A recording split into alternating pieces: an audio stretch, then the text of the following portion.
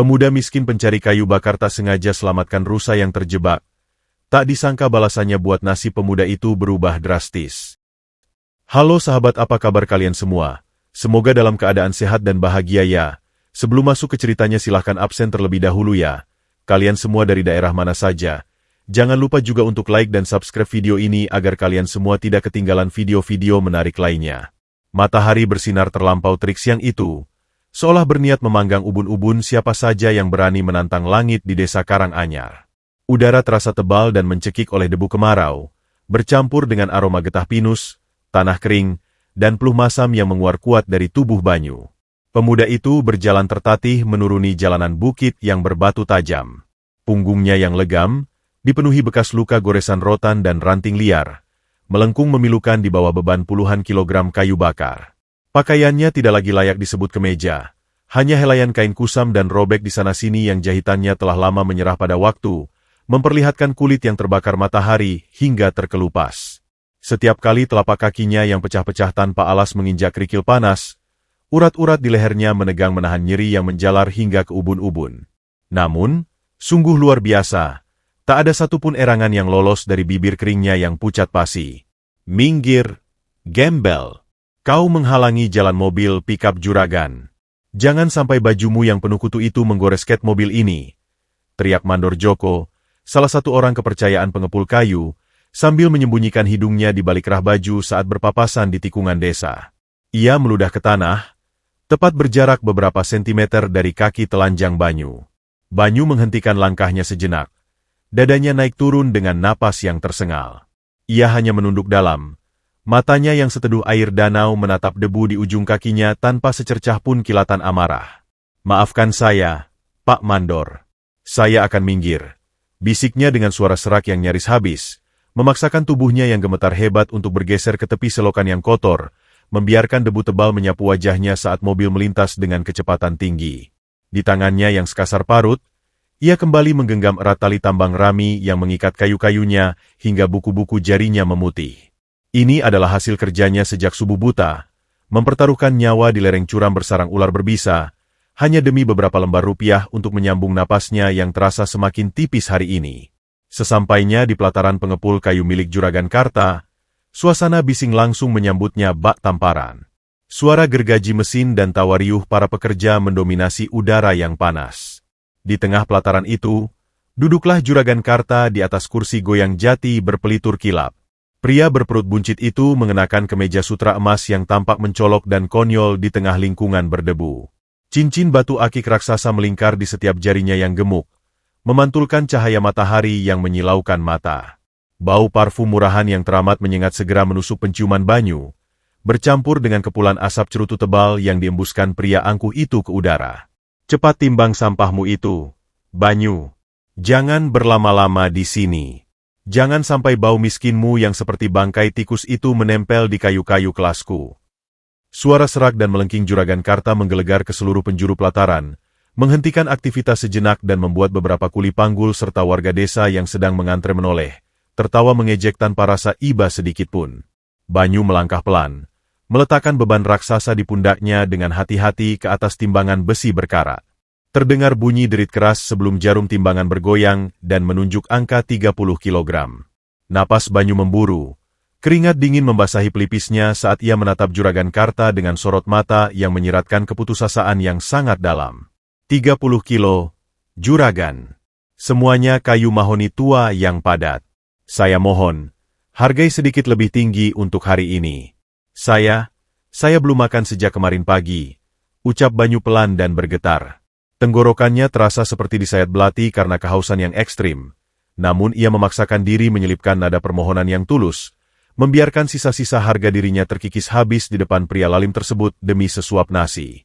Juragan Karta bangkit dari kursinya dengan gerakan lambat yang sengaja dibuat-buat. Ia berjalan mendekati Banyu, matanya menyipit penuh selidik sebelum bibirnya melengkung membentuk senyum asimetris yang merendahkan. Tiba-tiba, dengan ujung sepatu kulitnya yang mengkilap mahal, ia menendang tumpukan kayu Banyu dengan sekuat tenaga hingga ikatan tambangnya putus. Potongan-potongan kayu itu terlempar, berserakan di tanah berdebu, menghancurkan hasil kerja keras Banyu seharian penuh. Mahoni tua kau bilang. Matamu buta atau otakmu yang sudah membeku karena terlalu lama jadi gembel kelaparan? Juragan Karta meludah kasar. Air liurnya nyaris mengenai ujung kaki telanjang Banyu. Ini kayu cacat. Basah. Kayu busuk ini cuma pantas buat jadi kayu bakar dapur reotmu sendiri. Kau berani menipuku di tempatku sendiri. Hah? Bentaknya keras. Jari telunjuknya yang dipenuhi cincin menunjuk tepat di depan hidung Banyu yang tertunduk. Jantung Banyu berdesir pelan. Namun ajaibnya, wajahnya tetap stoik. Tak ada riak ketakutan, tak ada air mata yang jatuh, tidak seperti yang diharap-harapkan sang juragan. Ujung jari-jarinya menancap kuat ke telapak tangannya sendiri yang kapalan, menahan gejolak amarah dan keperihan yang mendidih di rongga dadanya. Saya tidak berani menipu, Juragan Karta.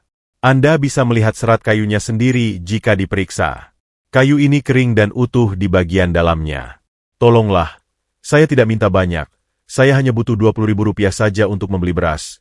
Banyu memohon sekali lagi, menurunkan nada suaranya serendah mungkin, mencoba menyentuh hati nurani pria di hadapannya meski ia tahu betul itu adalah hal yang mustahil. Tawa Juragan Karta meledak seketika, keras dan menggema, diikuti oleh paduan tawa sumbang para pekerja dan warga desa yang memilih cari aman dengan menjilat sang penguasa lokal. Pria buncit itu merogoh saku kemeja sutranya yang tebal, mengeluarkan beberapa keping koin 500 perak yang sudah berkarat hitam, lalu tanpa peringatan apapun, melemparkannya dengan kasar tepat ke wajah Banyu.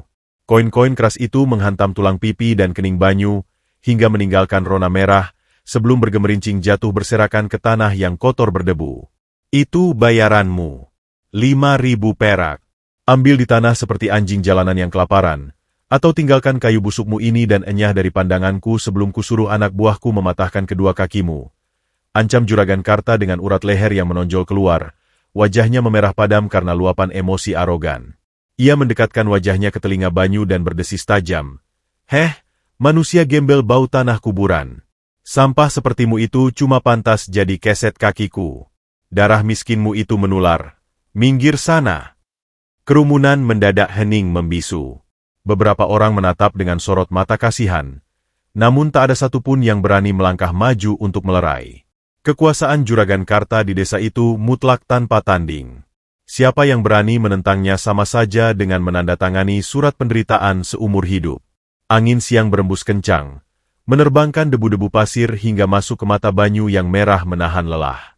Dengan gerakan lambat yang menyayat hati siapa saja yang punya nurani, pemuda itu berjongkok.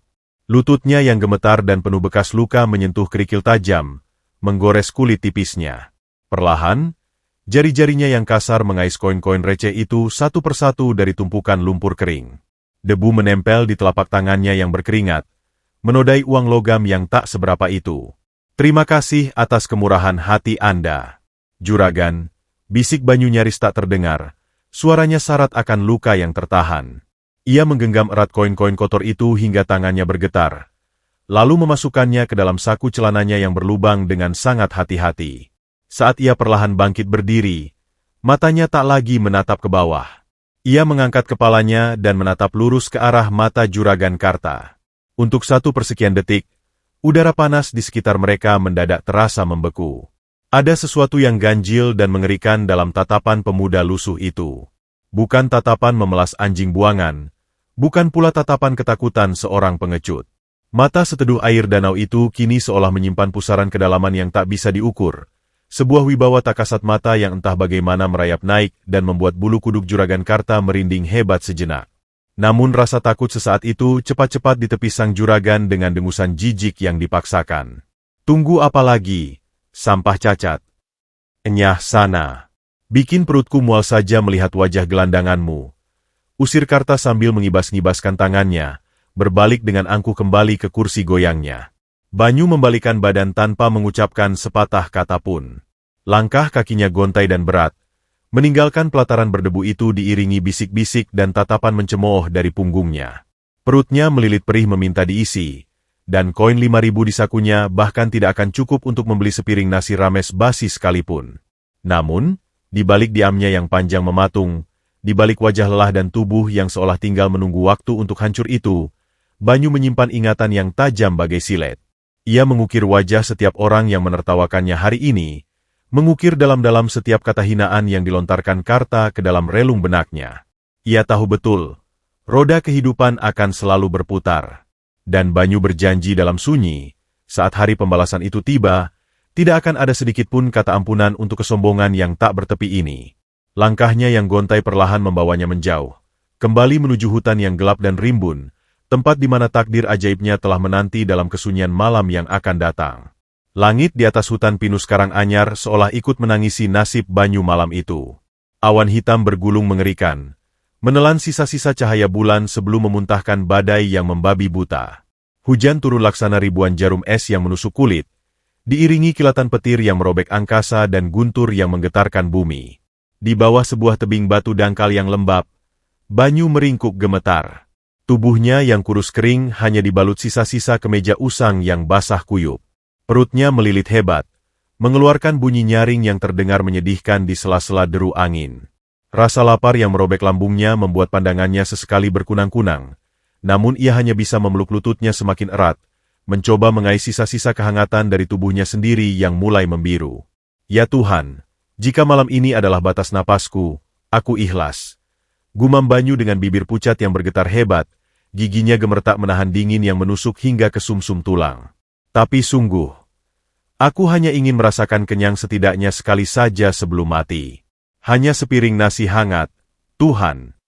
Banyu menengadahkan wajahnya yang basah oleh air hujan dan air mata yang menyatu, menatap langit gelap dengan sorot mata sayu.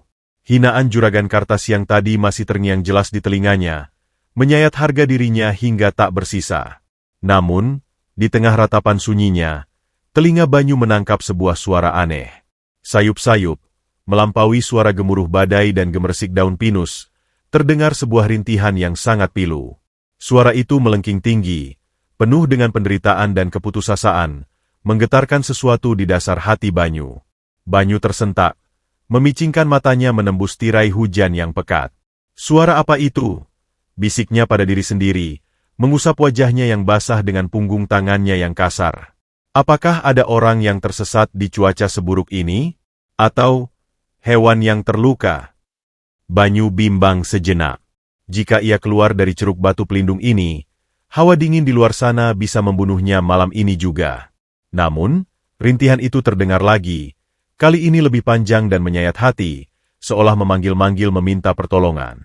Tanpa berpikir dua kali, nurani Banyu mengalahkan rasa sakitnya. Ia memaksakan sepasang kakinya yang penuh luka untuk berdiri. Dengan langkah tertatih, ia menerobos badai, membiarkan lumpur dingin mengisap telapak kakinya yang telanjang. Bertahanlah, siapapun kau. Aku datang, teriak Banyu dengan suara seraknya, berusaha melawan bisingnya angin badai. Tangannya meraba-raba batang pohon pinus dalam kegelapan. Matanya menyapu sekeliling hutan mencari sumber suara. Langkahnya terhenti tiba-tiba saat matanya menangkap pendaran cahaya ganjil dari balik semak belukar berduri. Cahaya itu memancar lembut, berwarna keemasan yang hangat, seolah menolak untuk dipadamkan oleh lebatnya hujan. Banyu menelan ludah, dadanya berdebar kencang saat ia menyibakkan ranting-ranting tajam yang menggores lengannya. Pemandangan di hadapannya seketika membuat napasnya tercekat di tenggorokan. Di atas tanah berlumpur yang digenangi air merah berdarah, terbaring seekor rusa yang luar biasa indah. Bulu-bulunya tidak seperti rusa biasa, hewan itu memancarkan aura emas yang berkilauan dalam gelap. Namun, pemandangan indah itu dirusak oleh kenyataan yang kejam. Kaki depan rusa itu hancur, terjepit erat di antara rahang besi bergerigi dari sebuah perangkap hewan beruang yang sangat besar. Rusa itu merintih, menatap Banyu dengan mata bundarnya yang basah dan penuh ketakutan. Astaga! Tuhan yang Maha Pengasih! Desis Banyu, matanya membelalak ngeri melihat luka yang menganga tersebut. Ia langsung berlutut di tanah yang basah, sama sekali tidak mempedulikan celananya yang semakin kotor oleh lumpur berdarah. Jangan takut, kawan. Jangan takut, ucap Banyu dengan nada yang sangat lembut. Kedua tangannya terangkat perlahan untuk menunjukkan bahwa ia bukan ancaman. Rusa bercahaya itu mendengus panik, mencoba menarik kakinya. Namun gerakan itu hanya membuat gigitan besi rahang perangkap itu semakin dalam mengoyak dagingnya. Darah segar kembali mengalir deras. Tidak, jangan ditarik. Kau hanya akan menghancurkan tulangmu sendiri. Seru Banyu panik, langsung menahan tubuh rusa itu dengan kedua tangannya. Ia mengelus leher hewan ajaib itu, merasakan kehangatan magis yang aneh mengalir dari bulunya yang keemasan ke telapak tangannya yang dingin. Tenanglah, makhluk indah. Aku tahu ini sangat sakit. Aku tahu rasanya disiksa tanpa ampun. Tapi percayalah padaku, aku di sini untuk membebaskanmu. Banyu menatap lurus ke dalam mata rusa itu. Ajaibnya, hewan itu seolah mengerti. Rintihannya mereda, matanya menatap pasrah ke arah mata seteduh danau milik Banyu. Banyu mengalihkan pandangannya ke arah perangkap baja tersebut. Di atas plat besinya yang dingin, terukir jelas logo KG Karta Group. Darahnya seketika mendidih. Juragan Karta, laki-laki serakah itu benar-benar tidak punya hati. Geram Banyu dengan rahang mengeras, urat di pelipisnya menonjol keluar. Tidak cukupkah dia menginjak-injak harga diri manusia hingga hancur berkeping-keping? Sekarang dia menjarah hutan ini dan menyiksa makhluk tak berdosa demi memuaskan perut buncitnya.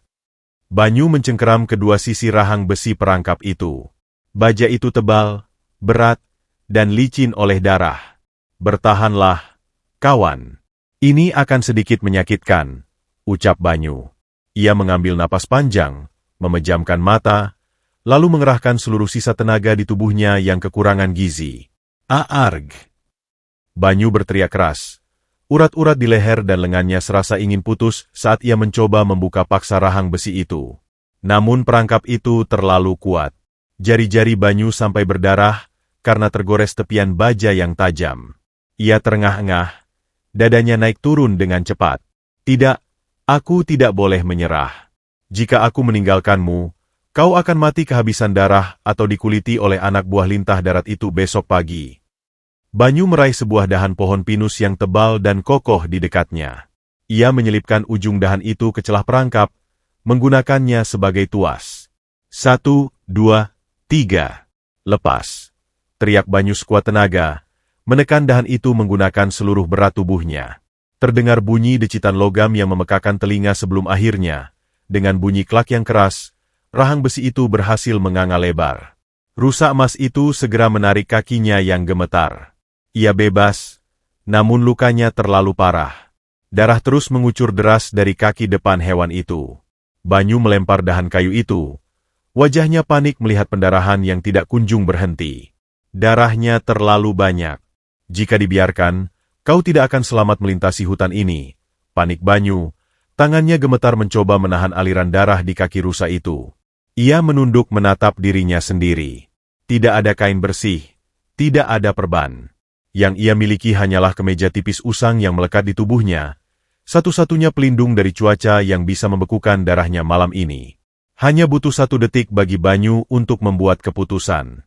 Ia mencengkeram kerah kemejanya, lalu merobeknya dengan paksa. Sret!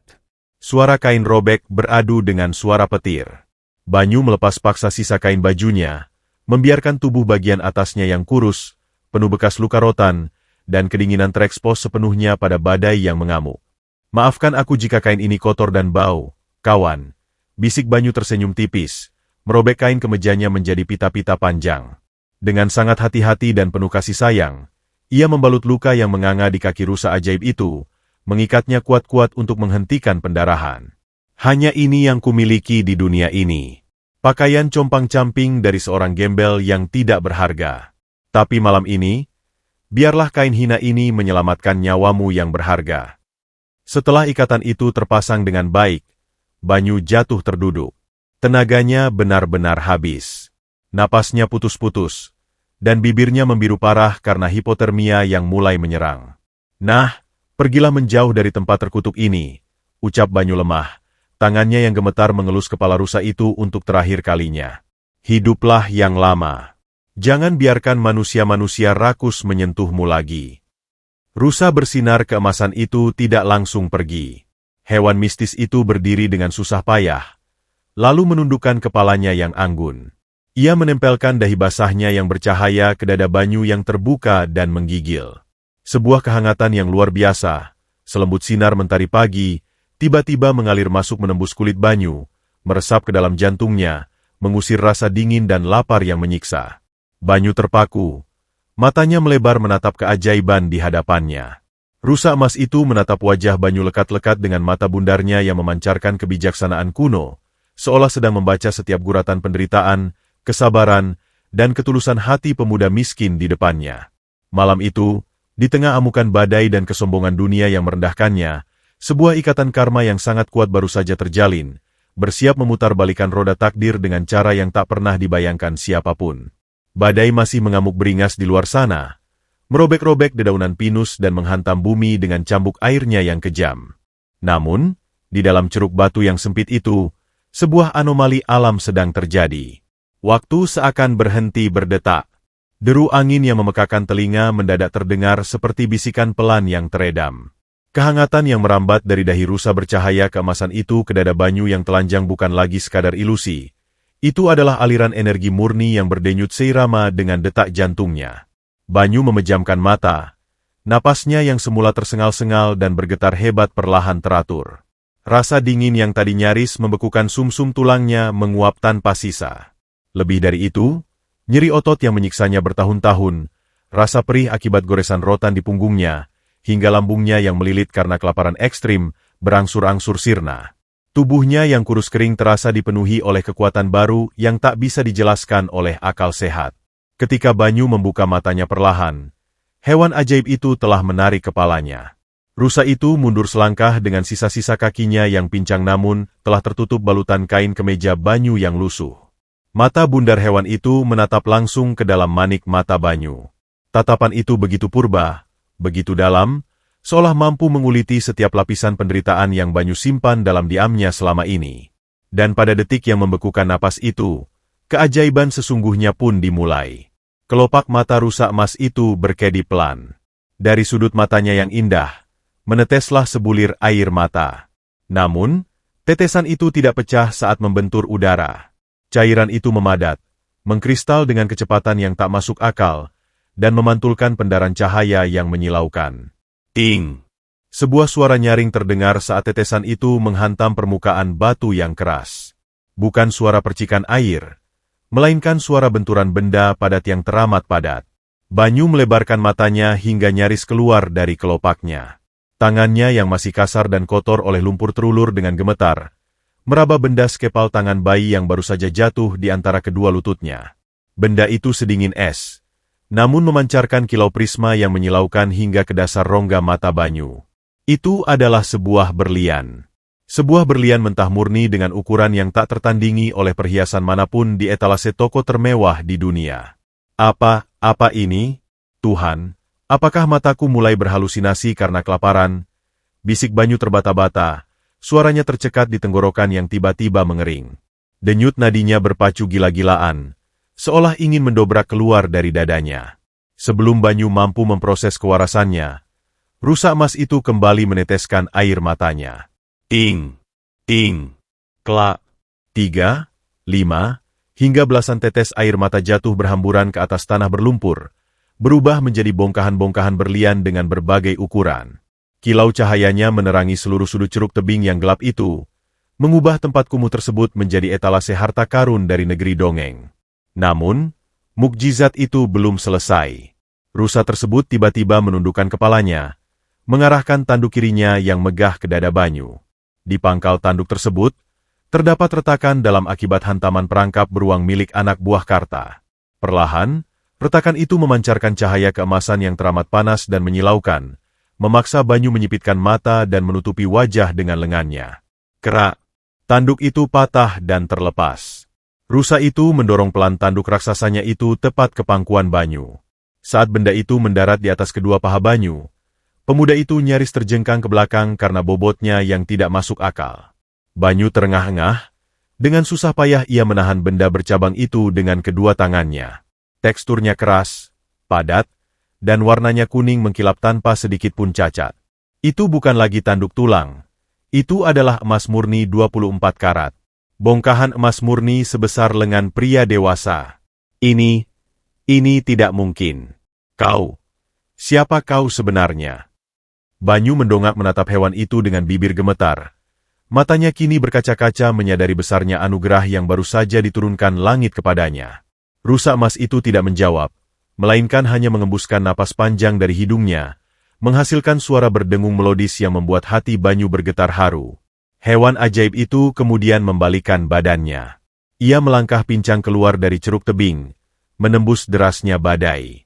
Namun, belum 10 langkah ia berjalan, wujud fisiknya mulai berpendar semakin terang. Tiba-tiba, tubuh hewan agung itu meledak tanpa suara menjadi jutaan partikel cahaya keemasan yang berterbangan bagai kunang-kunang raksasa. Partikel-partikel magis itu meliuk-liuk menembus rintik hujan badai, membumbung tinggi ke udara, lalu menghilang sepenuhnya di telan kegelapan malam hutan pinus, menyisakan keharuman bunga melati yang sangat kuat dan semerbak. Banyu tertinggal sendirian dalam kesunyian yang mencekam, diapit oleh badai di luar dan hamparan kekayaan di sekelilingnya. Napas pemuda itu memburu cepat. Ia meletakkan bongkahan tanduk emas itu di atas pahanya, lalu meraup belasan berlian murni itu ke dalam dekapan dadanya yang telanjang. Dinginnya berlian itu menembus kulitnya, memberikan tamparan realitas bahwa ia tidak sedang bermimpi. Air mata yang sejak siang tadi ia tahan, kini jebol tak terbendung. Tubuhnya berguncang hebat. Pundaknya naik turun menahan isak tangis yang meledak di tengah gemuruh guntur. Ia membayangkan rasa sakit saat koin 500 rupiah dilemparkan ke wajahnya. Ia membayangkan tawa merendahkan juragan Karta yang menggema di pelataran berdebu. Ia merasakan lagi pedihnya dihina sebagai sampah dan keset kaki hanya karena ia tidak memiliki uang untuk membeli selembar baju yang layak. Banyu mendongak, menatap kilat yang menyambar di langit malam. Urat-urat di lehernya menegang. Tangannya mengepal erat di sekitar bongkahan berlian hingga buku-buku jarinya memutih pasi. Sorot matanya yang selalu teduh dan penuh kepasrahan, kini perlahan menggelap, digantikan oleh bara api tekad yang membakar habis sisa-sisa kelemahannya. Kau melempariku dengan koin karat seharga 5.000 perak, juragan Karta. Geram Banyu dengan suara rendah yang menggetarkan udara di sekitarnya. Kau ludahi harga diriku di depan semua orang seolah aku ini binatang yang tidak punya Tuhan. Banyu memungut sisa-sisa kain kemejanya yang robek, menggunakannya sebagai buntelan untuk membungkus emas dan berlian-berlian itu dengan sangat hati-hati. Tatapannya menajam ke arah kegelapan hutan yang menuju ke ibu kota. Roda kehidupan baru saja berputar di atas tanah berlumpur ini. Desisnya tajam, seringai dingin yang belum pernah ada sebelumnya kini tercetak di bibirnya. Aku akan kembali. Tapi tidak sebagai orang miskin yang kau injak-injak. Aku akan menghancurkan kesombonganmu sampai kau memohon untuk menjadi kayu bakar di perapianku. Malam itu, di bawah amukan badai yang menjadi saksi bisu, Banyu sang pemulung kayu telah mati. Dari abunya, terlahir sosok yang kelak akan membuat orang-orang sombong berlutut menundukkan kepala. Fajar menyingsing dengan warna ungu kemerahan yang perlahan menyapu langit, menembus kabut polusi tebal yang menyelimuti tepian ibu kota yang megah.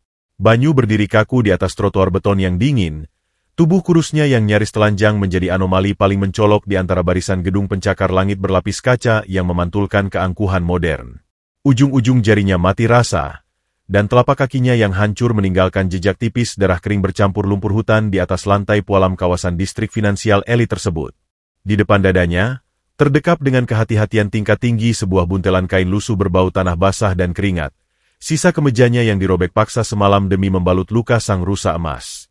Orang-orang berjas rapi dari Wall Italia dan wanita-wanita bergaun sutra yang melintas serempak menyingkir menjauh. Mereka menutup hidung dengan sapu tangan mahal, melemparkan tatapan memicing seolah sosok di hadapan mereka adalah wabah kusta yang akan menular hanya lewat hembusan angin. Namun, berbeda dengan hari-hari kemarin, Banyu tidak lagi menundukkan kepalanya.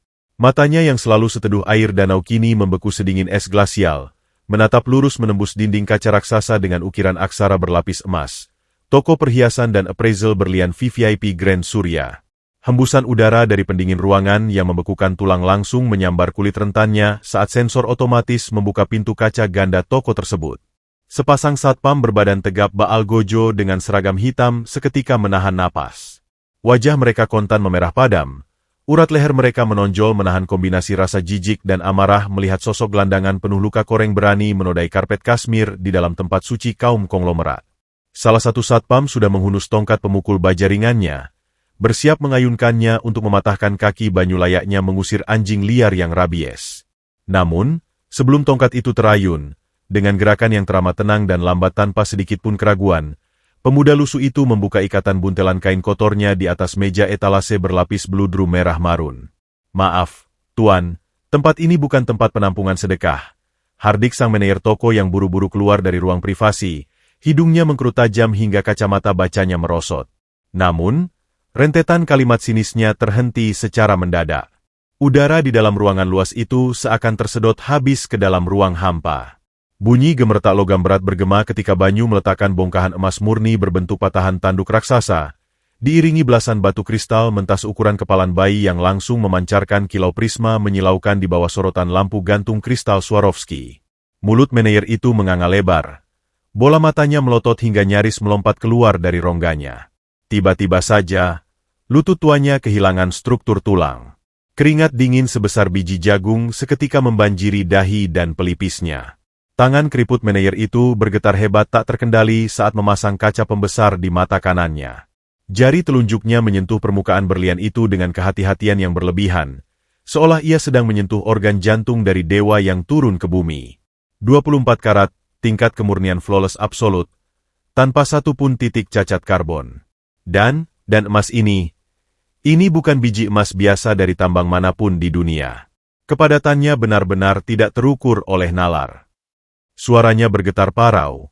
Napasnya tersengal-sengal menatap tak percaya pada pemuda berbau lumpur di hadapannya. Banyu hanya berdiri mematung layaknya patung dewa perang. Otot rahangnya menegang tegas. Tukarkan separuh dari berlian terkecil itu untuk uang tunai likuid. Sisanya, simpan seluruh harta ini di brankas baja terdalam milikmu atas namaku, dengan sistem keamanan tertinggi. Sekarang, perintah Banyu dengan nada bariton rendah yang syarat akan otoritas absolut. Mendengar nada perintah yang tidak menerima bantahan itu, sang manajer toko serta-merta menjatuhkan kedua tangannya di sisi tubuh dan membungkuk hingga 90 derajat, seakan tengah berhadapan dengan kaisar penguasa benua.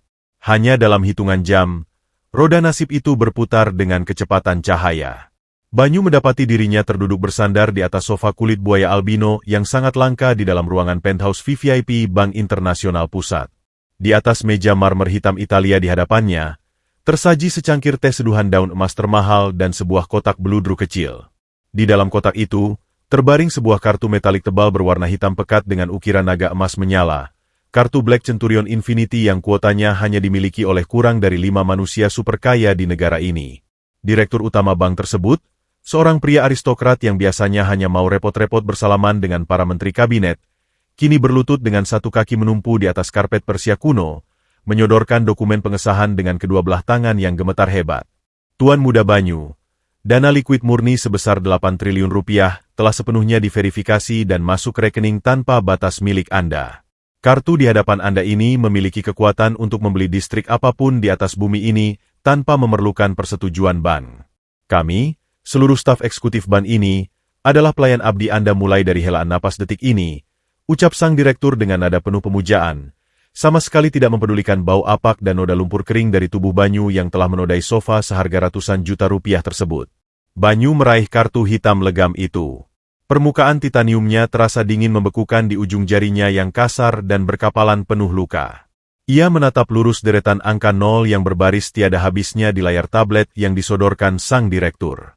Angka raksasa itu memiliki daya hancur yang bisa menenggelamkan Juragan Karta beserta seluruh 7 turunan keturunannya ke dalam palung kemiskinan terdalam hanya dalam sekali kedipan mata.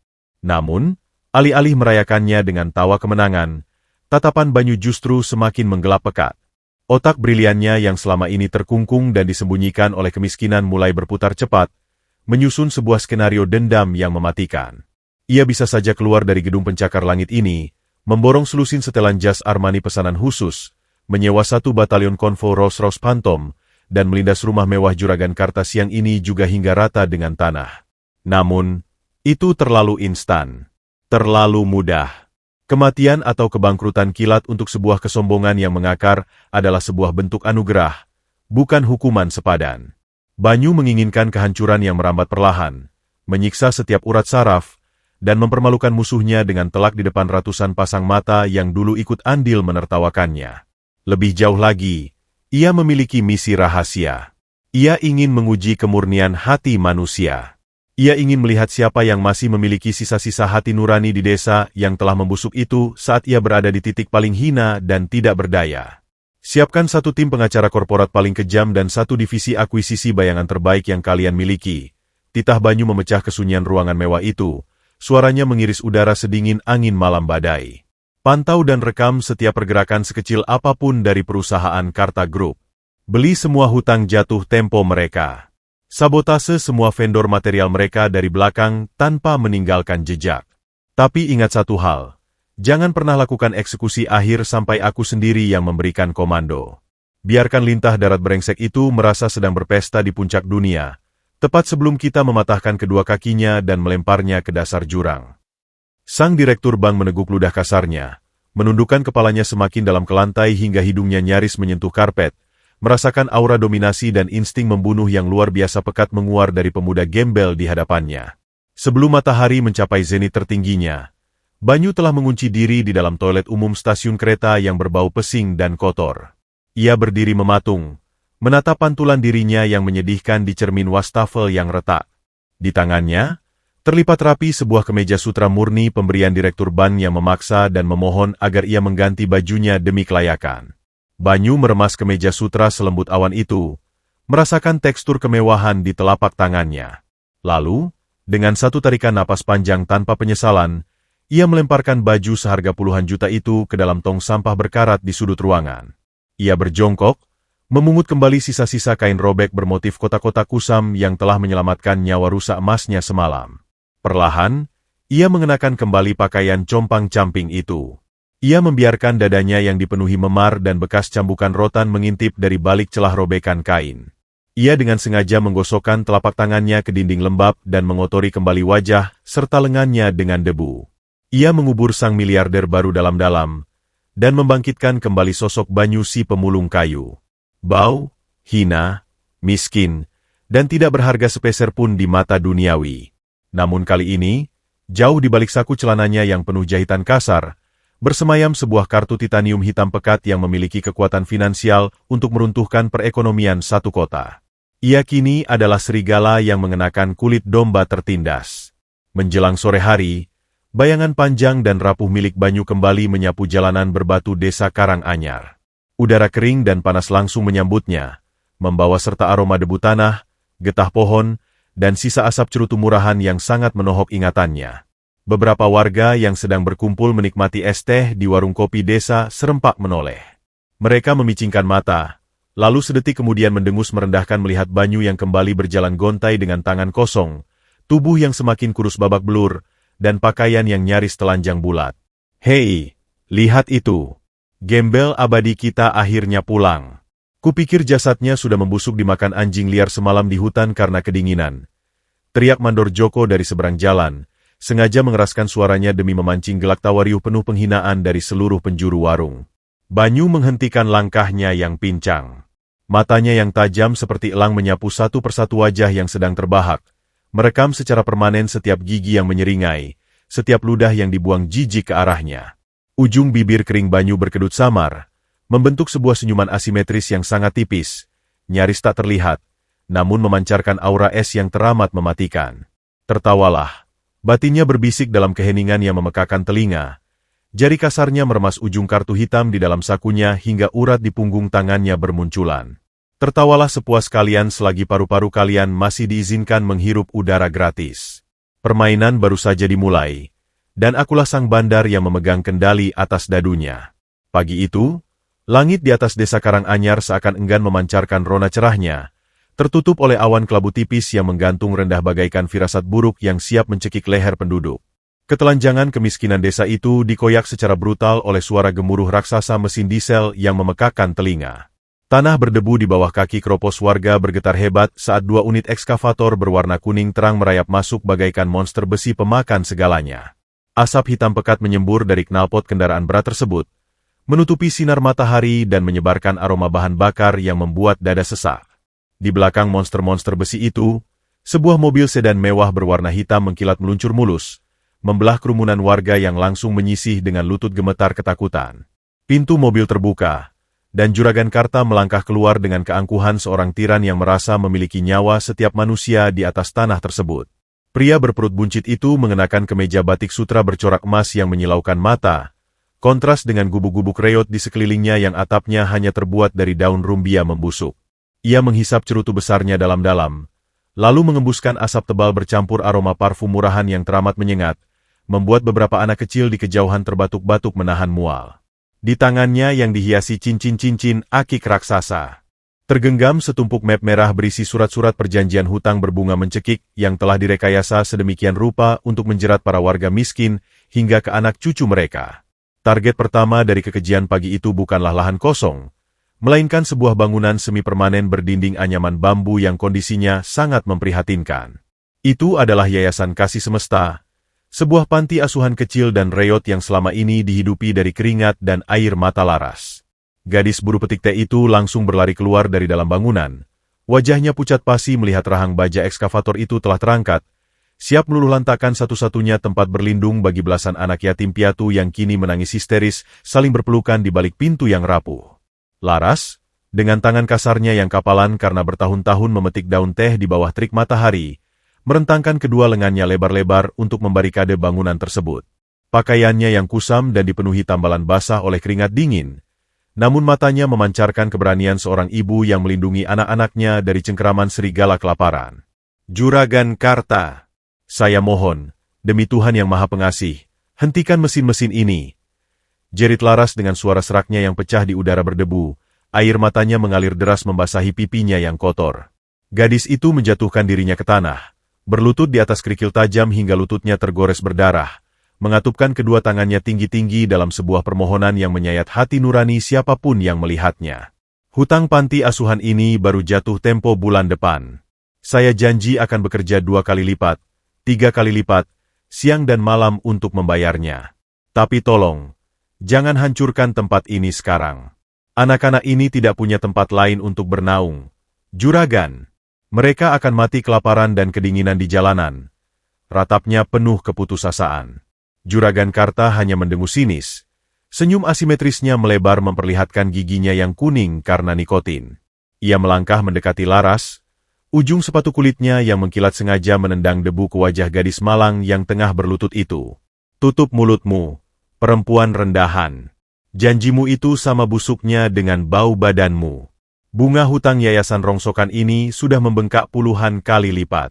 Menjual organ tubuhmu dan seluruh anak pungut di dalam sana pun tidak akan cukup untuk menutupi 1/1000 dari kerugianku. Bentaknya menggelegar, jari telunjuknya yang gemuk menunjuk ke arah wajah Laras. Tanah ini resmi jadi milik Karta Group per detik ini juga. Minggir, atau kubuat tubuh kurusmu itu menyatu dengan puing-puing bambu ini. Tepat ketika Mandor Joko memberi isyarat tangan agar operator ekskavator menurunkan rahang bajanya ke atap panti asuhan, sebuah tangan kasar dan legam tiba-tiba mencengkeram erat pergelangan tangan sang mandor.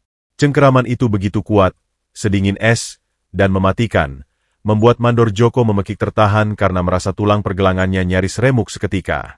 Seluruh mata seketika menoleh ke sumber gerakan tersebut. Berdirilah Banyu, si pemulung kayu gembel yang tubuhnya masih berbalut sisa kemeja compang-camping dan bau lumpur kering. Wajahnya yang biasanya tertunduk pasrah kini tegak lurus. Sorot matanya yang seteduh air danau telah berubah menjadi pusaran badai hitam yang menelan cahaya.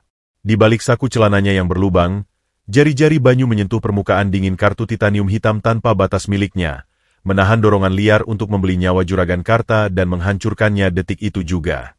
Banyu melonggarkan cengkeramannya, menarik napas panjang untuk mengunci kembali sosok sang miliarder pendendam ke dalam palung jiwanya terdalam. Ia kembali memasang wajah memelas sang gembel desa, mencoba menempuh jalur negosiasi untuk melihat sejauh mana hati nurani lintah darat di depannya telah membusuk. Maafkan kelancangan saya, Juragan Karta yang terhormat, ucap Banyu dengan nada bariton yang ditekan serendah dan sesopan mungkin, menundukkan kepalanya dalam-dalam meski rahangnya mengeras menahan amarah yang mendidih. Apa yang dikatakan Laras benar. Ini belum tanggal jatuh tempo. Jika Juragan berkenan memberikan kami waktu hanya 1 minggu saja, saya bersumpah akan mencari tambahan uang untuk mencicil tunggakan panti asuhan ini. Saya rela memotong kayu siang dan malam tanpa dibayar sepeser pun untuk Anda, asalkan Anda membiarkan anak-anak yatim ini tidur dengan atap malam ini. Keheningan sesaat menyelimuti pelataran berdebu itu, hanya terdengar deru mesin ekskavator yang menggeram konstan. Sedetik kemudian, tawa Juragan Karta meledak sejadi-jadinya, sangat keras hingga perut buncitnya berguncang hebat. Tawa itu dengan cepat diikuti oleh anak buahnya dan menjalar ke beberapa warga yang memilih menjilat sang penguasa demi mengamankan leher mereka sendiri.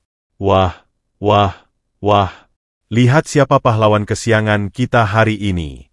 Si gembel bau tanah kuburan yang bahkan tidak mampu membeli celana dalam utuh, sekarang mau menjadi pelindung para anak pungut. Juragan Karta mencibir dengan ludah yang terpercik dari bibirnya. Ia melangkah maju, mendorong bahu kurus Banyu dengan keras menggunakan tongkat komandonya, hingga pemuda itu terhuyung ke belakang. Heh, sampah. Kau pikir keringat busukmu itu ada harganya di mataku? Kau mau kerja gratis untukku? Daging dan tulangmu yang penyakitan itu bahkan tidak pantas untuk dijadikan pakan anjing ras milikku. Gubuk reotmu di ujung desa itu juga sudah kumasukkan ke dalam daftar sitaan hari ini. Kau, perempuan rendahan ini, dan anak-anak pungut sialan itu, semuanya adalah parasit yang mengotori tanah suciku. Dada Banyu naik turun perlahan, menyerap setiap kata hinaan itu layaknya spons yang meresap bisa mematikan. Ia menatap Laras yang masih menangis terseduh di atas tanah, lalu menatap anak-anak panti yang bersembunyi ketakutan di balik jendela. Otak briliannya yang telah ditopang oleh kekayaan tak terbatas mencatat setiap detik penderitaan ini dengan sangat detail. Ia membiarkan Juragan Karta merasa menang hari ini, membiarkan lintah darat itu membangun menara kesombongannya setinggi awan, hanya agar rasa sakit saat ia menjatuhkannya nanti menjadi berlipat ganda, menghancurkan seluruh harga diri dan kewarasan sang antagonis hingga ke akar-akarnya. Permainan ini baru saja memasuki babak yang paling kelam, dan Banyu sang dewa pencabut nyawa berkedok gelandangan, telah siap memanen nyawa kesombongan mereka. Udara siang itu terasa sangat tebal dan mencekik, seolah oksigen telah tersedot habis oleh kesombongan yang menguar dari setiap pori-pori Juragan Karta. Kegagalan sang tiran untuk langsung menghancurkan panti asuhan akibat interupsi Banyu justru menyulut kobaran ego yang jauh lebih gelap. Wajah buncit pria itu memerah padam, urat di lehernya menonjol berdenyut-denyut. Baginya, penolakan sekecil apapun dari seorang gembel adalah sebuah penghinaan terhadap kasta tingginya yang tak tersentuh. Dengan satu gerakan tangan yang arogan, ia memberikan isyarat tajam kepada operator ekskavator. Mesin diesel raksasa itu menggeram mengerikan, memuntahkan asap hitam pekat ke udara, lalu memutar roda rantai besinya yang berat, mengubah arah bidikan menuju sudut paling kumuh di perbatasan desa. Di sanalah, bernaung di bawah rimbunnya pohon bambu, berdiri sebuah gubuk reot berukuran tak lebih dari 2 kali 2 meter. Tempat beratap daun rumbia membusuk dan berdinding anyaman bambu berlubang itu adalah satu-satunya istana peristirahatan bagi Banyu. Kau berani menawar keputusanku dengan keringat busukmu, hah? Raung Juragan Karta dengan tawa menggelegar yang membelah udara berdebu. Ujung cerutunya diarahkan tepat ke arah gubuk reot milik Banyu. Kalau begitu, mari kita lihat di mana pahlawan kesiangan ini akan tidur malam ini. Mungkin kau bisa menggali lubang di tanah dan tidur bersama cacing, tempat di mana kasta rendahan sepertimu seharusnya berada. Ratakan kandang babi itu sekarang juga. Perintahnya tanpa secercah pun ampunan. Gemuruh sorak-sorai sumbang dari para preman bayarannya mengiringi rahang baja ekskavator yang mulai bergerak maju, menggilas apapun yang ada di jalurnya. Melihat roda besi raksasa itu merayap tanpa ampun menuju satu-satunya tempat Banyu berlindung, wajah Laras seketika berubah sepucat kertas. Gadis yang kedua lututnya masih berdarah, akibat bersujud memohon untuk panti asuhannya itu tidak memedulikan rasa sakit yang merobek kulitnya. Dalam pandangan Laras, Banyu adalah sosok paling menderita di desa ini. Seorang pemuda baik hati yang rela menahan lapar berminggu-minggu, yang punggungnya selalu legam oleh cambukan nasib, namun tak pernah sekalipun membalas dendam. Hati murni gadis itu tidak bisa membiarkan ketidakadilan yang begitu vulgar terjadi di depan matanya. Dengan langkah tertatih yang dipaksakan, Laras berlari sekuat tenaga, menerobos kerumunan warga yang hanya berani mematung, lalu melemparkan tubuh kurusnya tepat di depan rantai roda ekskavator yang terus merangsek maju. Berhenti! Tolong, hentikan mesin ini! Jerit Laras dengan suara serak yang menyayat hati, merentangkan kedua tangannya lebar-lebar bagaikan sayap rapuh seekor merpati yang mencoba melawan badai. Napas gadis itu tersengal-sengal. Matanya membelalak ngeri menatap rahang baja yang berhenti hanya beberapa jengkal dari wajahnya. Juragan Karta, saya mohon demi kemanusiaan, jangan hancurkan tempat ini. Banyu tidak punya apa-apa lagi di dunia ini selain atap daun kering itu. Dia tidak pernah menyakiti siapapun. Hukum saja saya, ambil saja tenaga saya secara gratis, tapi tolong biarkan dia memiliki tempat berteduh dari hujan malam ini. Ratapnya dengan air mata yang mengalir deras, membasahi pipinya yang kotor oleh debu dan peluh. Juragan Karta meludah kasar ke tanah, membuang puntung cerutunya dan menginjaknya hingga hancur berkeping-keping. Kemanusiaan? Jangan bicara soal kemanusiaan padaku, perempuan miskin bau teh tengik. Desisnya dengan pandangan penuh rasa jijik, seolah sedang menatap tumpukan sampah yang menghalangi jalan emasnya. Mandor Joko, singkirkan lalat pengganggu itu dari sana. Jangan biarkan sedetik pun waktuku terbuang sia-sia, hanya untuk mengurus drama murahan kaum gembel ini. Tanpa menunggu perintah kedua, Mandor Joko yang bertubuh gempal melangkah maju dengan seringai buas. Tangannya yang kasar seperti parut besi terulur, mencengkeram kasar bahu Laras yang terbalut kemeja tipis bertambal. Laras meronta, menjerit tertahan mencoba mempertahankan posisinya, namun tenaga gadis buru petik teh itu bukanlah tandingan seorang mandor preman. Dengan satu dorongan brutal dan sangat keras, Mandor Joko menghempaskan tubuh gadis itu ke samping. Waktu seakan melambat bagi Banyu saat matanya merekam adegan tersebut. Tubuh rapuh Laras terlempar di udara, kehilangan keseimbangan sepenuhnya, sebelum akhirnya jatuh terjerembab dengan suara benturan yang menyakitkan. Laras mendarat telak di dalam sebuah kubangan lumpur pekat bercampur sisa air hujan, kotoran hewan, dan oli mesin yang tumpah. Air kotor berwarna hitam pekat itu menciprat tinggi, menodai seluruh wajah murninya, merendam rambutnya, dan menembus pakaian usangnya hingga basah kuyup. Suara tawa yang teramat melengking, syarat akan penghinaan dan kemenangan yang menjijikan, langsung meledak dari mulut Juragan Karta dan Mandor Joko, menggema menyakitkan di telinga seluruh warga desa yang membisu. Di detik yang sama, dunia di sekitar Banyu seketika berubah menjadi sunyi senyap. Denyut jantungnya memelambat, namun memompa darah dengan tekanan yang mematikan ke seluruh sel tubuhnya. Urat-urat halus di pelipis dan lehernya bermunculan, menonjol kaku seolah akan meledak saat itu juga. Di dalam saku celananya yang robek, jari-jari kasar Banyu mencengkeram kartu Black Centurion Infinity begitu kuat hingga buku-buku jarinya memutih pasi. Ujung titanium kartu itu bahkan menyayat kulitnya sendiri hingga meneteskan darah segar. Sebuah bisikan iblis menggema liar di kepalanya. Hancurkan mereka sekarang. Hubungi divisimu, beli nyawa mereka. Ratakan seluruh keturunan lintah darat ini dengan tanah detik ini juga. Ia adalah penguasa absolut. Ia memiliki 8 triliun rupiah liquid yang bisa menelan desa ini tanpa sisa. Namun, melihat gadis yang paling tulus itu menangis di dalam kubangan kotoran, menahan perih demi melindungi gubuk reot milik seorang gembel, pertahanan stoik Banyu nyaris hancur tak tersisa. Tatapan matanya yang selalu seteduh air danau kini menajam bagai pedang algojo yang baru saja diasah, memancarkan aura es yang teramat pekat dan gelap. Untuk sepersekian detik, suhu udara di sekitar Banyu anjlok drastis. Sebuah tekanan tak kasat mata yang sangat mengerikan menguar dari tubuhnya yang mematung, membuat beberapa preman terdekat tanpa sadar melangkah mundur dengan bulu kuduk berdiri, seakan mereka baru saja berpapasan dengan tatapan malaikat maut. Namun, dengan sisa-sisa kewarasan dan kendali diri yang melampaui batas manusia biasa, Banyu memenjarakan kembali monster di dalam dadanya. Ia tidak boleh gegabah. Kematian instan untuk Karta terlalu murah. Kehancuran pria itu harus dilakukan di atas panggung paling megah, di saat ia merasa berada di puncak kejayaannya. Banyu melepaskan cengkeramannya dari kartu titanium tersebut. Dengan langkah pelan, sangat tenang namun mengintimidasi, ia berjalan melewati kerumunan yang menyibak dengan sendirinya, menuju ke arah Laras.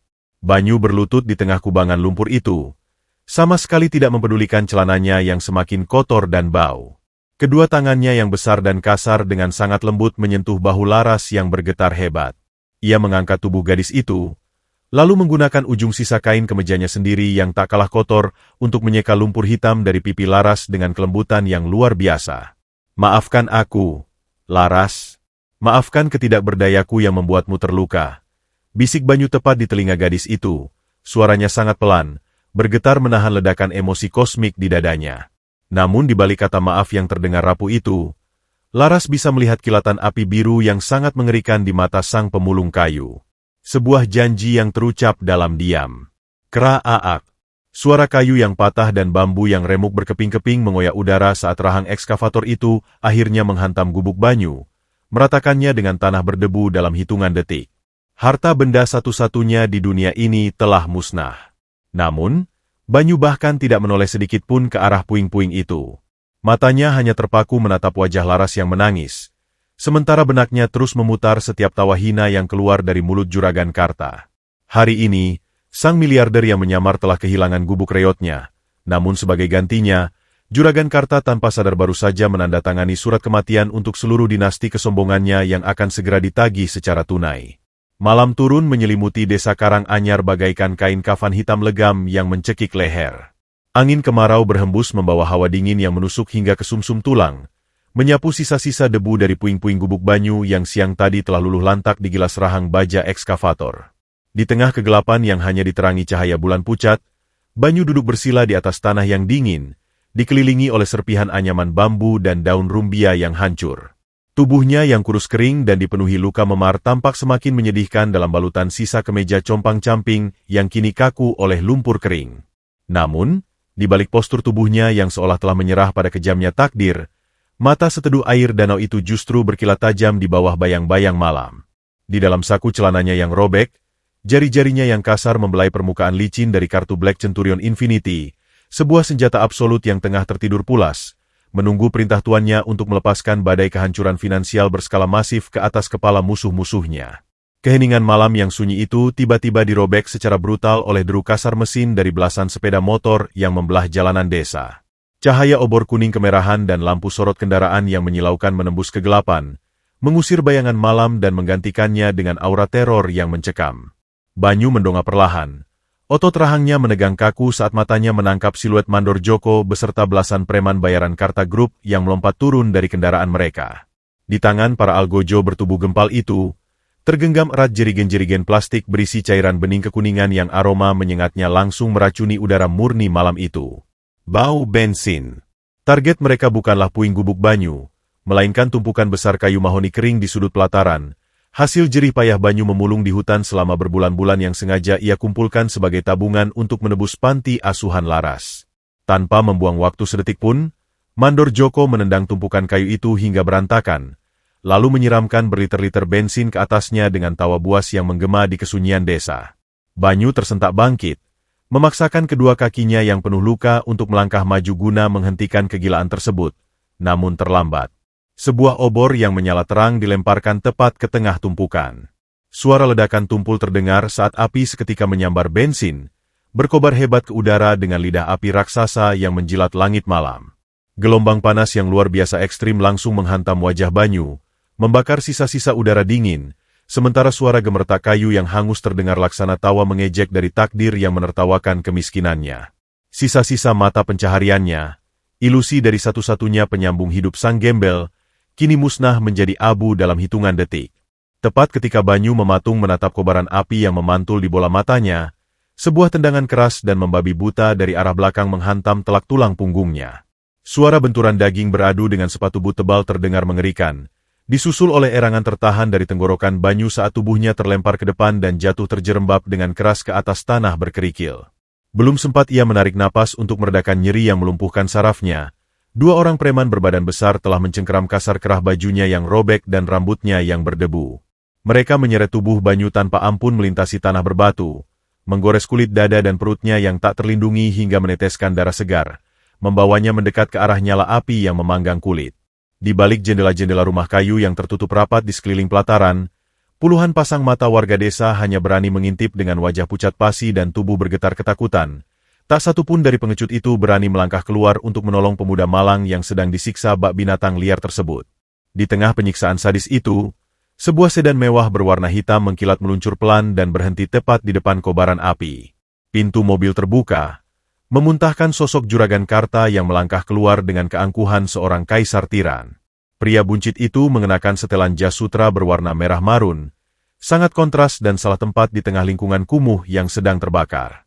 Ia menghisap cerutu raksasanya dalam-dalam, lalu berjalan mendekati Banyu yang kini dipaksa berlutut dengan kedua lengan ditahan kuat oleh para preman. Bau parfum murahan yang teramat tajam bercampur dengan bau bensin dan daging gosong, menciptakan kombinasi aroma yang membuat perut Banyu bergejolak hebat. Juragan Karta tertawa pelan, tawa serak yang syarat akan dominasi absolut, sambil menunduk menatap Banyu dengan tatapan merendahkan yang luar biasa memuakan. Lihatlah dirimu, gembel kotor. Desis Juragan Karta menggelegar di atas suara gemuruh api, Ia mengembuskan asap cerutu tebal tepat ke wajah Banyu yang terluka. Ujung sepatu kulit buayanya yang mengkilat sengaja menendang rahang Banyu hingga wajah pemuda itu terpaling ke samping, memuntahkan seteguk darah segar bercampur debu ke tanah. Kau pikir dengan nyali kecilmu itu kau bisa menantang dewa di desa ini? Kau pikir tumpukan kayu busukmu itu bisa menyelamatkan panti asuhan reot milik perempuan itu? Di mataku, kau dan semua mimpimu itu tidak lebih berharga dari abu kotor yang sedang berterbangan ini. Dengar baik-baik, sampah, hidup matimu ada di bawah telapak kakiku. Bentaknya dengan urat leher yang menonjol keluar, meludah tepat di atas kepala Banyu. Udara malam seakan berhenti mengalir. Juragan Karta memajukan kaki kanannya, menempatkan sepatu kulit buayanya yang berlapis debu dan abu tepat di depan bibir Banyu yang bergetar. Dengan nada suara yang sangat dingin dan merendahkan martabat kemanusiaan hingga ke titik terendah, ia memberikan perintah akhirnya. Cium sepatuku, gembel. Jilat debu di atas kulit sepatu ini sampai bersih. Lakukan itu dengan bersujud di depan semua warga yang sedang menonton. Dan mungkin aku akan berbaik hati mengizinkanmu memungut sisa makanan dari tempat sampahku besok pagi. Lakukan sekarang. Atau kubakar juga panti asuhan rongsokan itu malam ini juga beserta seluruh anak pungut di dalamnya. Jantung Banyu berdetak dengan ritme yang mematikan. Darah di seluruh nadinya mendidih, membakar setiap inci kewarasannya. Di dalam dadanya, sang miliarder pendendam meronta dengan liar, berteriak meminta dilepaskan untuk mematahkan leher pria buncit di hadapannya menjadi dua. Jemarinya yang menancap di tanah berkerikil menekan masuk semakin dalam hingga kuku-kukunya retak. Ia hanya butuh satu panggilan telepon.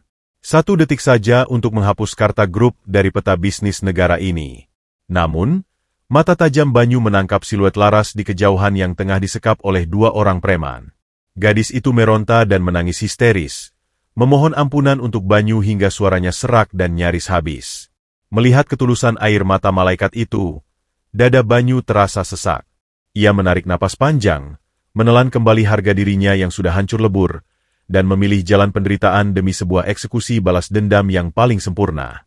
Dengan gerakan yang teramat lambat dan gemetar, diiringi isak tangis laras yang menyayat hati, Banyu merendahkan kepalanya. Tulang punggungnya melengkung ke bawah. Wajahnya yang penuh darah dan memar perlahan mendekati tanah. Ia menempelkan bibirnya yang pecah-pecah ke atas permukaan sepatu kulit Juragan Karta yang dingin dan berbau semir. Rasa tanah, kotoran, dan kehinaan meledak di lidahnya, membakar jiwanya. Sorak-sorai penuh kemenangan dan tawa membahana langsung meledak dari mulut Juragan Karta dan gerombolan premannya, merayakan kehancuran absolut dari harga diri seorang pemulung miskin. Namun, saat bibir itu menyentuh sepatu sang tiran, Banyu sedikit memiringkan wajahnya. Dari sudut matanya yang segelap malam, memancar sebuah kilatan es yang sangat mengerikan, menatap langsung ke arah bayangan Juragan Karta. Nikmatilah puncak kesombonganmu malam ini, Karta. Batin Banyu mendesis dengan insting pembunuh berdarah dingin yang telah lepas kendali. Karena besok, aku sendiri yang akan menguliti semua asetmu dan memaksamu menjilat lumpur penderitaan ini dengan lidahmu sendiri. Langit di atas desa Karanganyar seolah memuntahkan seluruh amarahnya malam itu. Hujan turun menderu-deru, bukan lagi rintik yang membasuh, melainkan cambukan air raksasa yang menghantam bumi tanpa belas kasihan. Genangan lumpur bercampur abu sisa pembakaran tumpukan kayu Banyu mengalir seperti sungai darah hitam yang menelan sisa-sisa harapan. Tubuh Banyu diseret dengan kasar oleh 4 algojo bertubuh gempal menembus badai yang membutakan pandangan. Setiap goresan kerikil di punggungnya yang nyaris telanjang menyisakan jejak merah yang langsung terhapus oleh derasnya air hujan. Tanpa sedikit pun sisa nurani, Mandor Joko memberikan tendangan terakhir yang menghantam keras tulang rusuk Banyu, membuat pemuda itu terlempar melewati gapura bambu pembatas desa. Banyu jatuh berguling di atas aspal jalanan luar yang hancur berkeping-keping, terbatuk hebat memuntahkan air berlumpur dari tenggorokannya yang serasa diiris belati belasan kali. Jangan pernah berani menampakkan wajah cacatmu di tanah suci Juragan Karta lagi, gembel kotor. Sekali lagi kulihat bayanganmu menginjak desa ini, aku sendiri yang akan memastikan mayatmu membusuk di dasar jurang. Raung Mandor Joko di tengah deru guntur yang menggelegar, meludah ke arah genangan air di dekat wajah Banyu sebelum akhirnya berbalik pergi. Suara tawa iblis dari para preman itu perlahan memudar, tertelan oleh suara badai dan deru mesin motor yang meninggalkan Banyu sendirian dalam kegelapan malam yang paling pekat. Dingin. Itu adalah satu-satunya sensasi yang tersisa di tubuh Banyu. Rasa sakit dari memar di sekujur tubuhnya seakan mati rasa, digantikan oleh hawa beku yang merayap dari ujung jari kaki hingga ke sumsum tulangnya. Ia meringkuk di tepi selokan pembuangan yang meluap, memeluk lututnya sendiri yang gemetar tak terkendali. Kemejanya yang dulu ia robek untuk menyelamatkan sang rusa emas, kini tidak lebih dari helaian benang basah yang menempel pada kulit memarnya. Banyu memejamkan mata, membiarkan butiran hujan menghantam kelopaknya. Di dalam kepalanya, rasa tanah kotor dari sepatu juragan Karta masih tertinggal pekat di lidahnya. Rasa asin dari darahnya sendiri, rasa pahit dari harga dirinya yang telah digiling hingga menjadi debu paling hina. Namun, di balik kelopak mata yang terpejam itu, tidak ada setetes pun air mata keputusasaan yang jatuh. Yang ada hanyalah pusaran badai gelap yang jauh lebih mengerikan dari cuaca di sekitarnya. Otak sang triliuner sedang menghitung mundur waktu kematian sang antagonis. Tiba-tiba, tamparan hujan di wajahnya berhenti. Banyu tidak lagi merasakan tetesan air es menghantam kulitnya. Ia membuka matanya dengan lambat. Pandangannya yang kabur perlahan menangkap sebuah siluet rapuh yang bergetar hebat di depannya. Berdirilah Laras, dengan pakaian buru petik tehnya yang basah kuyup hingga menempel di tubuh kurusnya. Kedua tangannya yang berkapalan dan memerah karena kedinginan mengangkat sebuah daun pisang lebar yang sudah robek di beberapa bagian, berjuang mati-matian menahan gempuran badai agar air tidak lagi menyiksa tubuh Banyu. Wajah gadis itu sepucat kapas, bibirnya membiru parah, namun air mata hangat terus mengalir deras dari kedua pelupuk matanya, menetaskan kegetiran yang jauh lebih dalam dari jurang manapun. Maafkan aku, Banyu. Tuhan, maafkan aku karena datang terlambat. Isak Laras dengan suara serak yang nyaris tenggelam oleh suara guntur, menjatuhkan dirinya berlutut di atas lumpur tebal tepat di samping Banyu. Ia meletakkan daun pisang itu di atas kepala mereka berdua, lalu dengan tangan gemetar, ia mencoba menyekat darah dan lumpur yang mengotori wajah Banyu menggunakan ujung lengan bajunya yang kotor. Orang-orang itu iblis, mereka memukuliku, menyekapku agar aku tidak bisa menolongmu. Kenapa dunia ini begitu jahat padamu? Banyu, kau memungut ranting demi ranting untuk bertahan hidup, namun mereka merampas semuanya. Kau hanya memiliki gubuk reot, namun mereka menghancurkannya. Jika keadilan itu ada, mengapa orang sebaik dirimu harus menderita seperti ini? Banyu menatap wajah Laras lekat-lekat. Dalam sorot mata seteduh air danau itu, Banyu melihat cerminan jiwanya sendiri. Laras tidak memiliki apa-apa, bahkan panti asuhannya sedang diambang kehancuran. Gadis ini kelaparan, kedinginan, dan terluka secara fisik akibat melindunginya siang tadi. Namun, di titik terendah peradaban manusia ini, Laras masih memilih untuk memberikan satu-satunya kehangatan yang ia miliki untuk melindungi seorang gembel yang tidak berharga. Titik ini adalah konfirmasi akhir. Ujian telah usai. Desa ini telah membusuk hingga ke akarnya, dan Laras adalah satu-satunya permata murni yang tersisa di lautan sampah kesombongan juragan Karta. Perlahan, getaran di tubuh Banyu berhenti.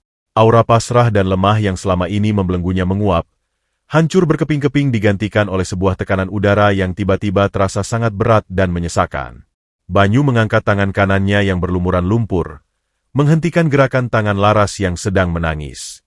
Ia menyingkirkan daun pisang itu, membiarkan hujan kembali menyapu mereka berdua.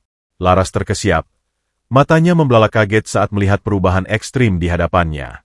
Pria lusuh yang sejak tadi meringkuk seperti hewan pesakitan itu kini duduk tegak. Tatapannya tidak lagi teduh atau meratap. Mata itu kini setajam pedang Algojo, memancarkan wibawa absolut seorang penguasa semesta yang tengah bersiap menjatuhkan hukuman mati. Menangislah untuk malam ini saja, Laras.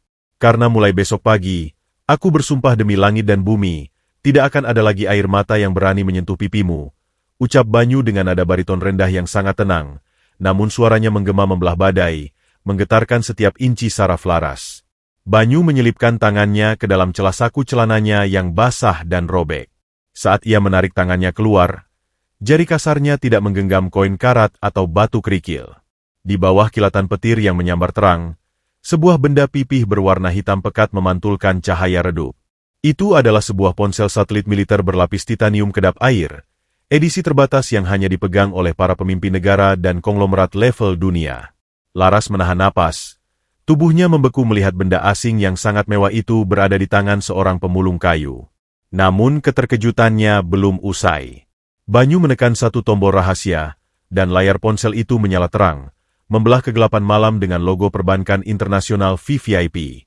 Tanpa menunggu nada sambung yang panjang, suara seorang pria dari seberang saluran terdengar sangat jelas dan panik di atas deru hujan. Tuan Muda Banyu, syukurlah Anda menghubungi kami. Seluruh divisi akuisisi bayangan telah bersiaga penuh selama 24 jam terakhir menunggu perintah eksekusi dari Anda. Kami mendeteksi anomali aset Karta Group. Apakah kami harus bergerak sekarang?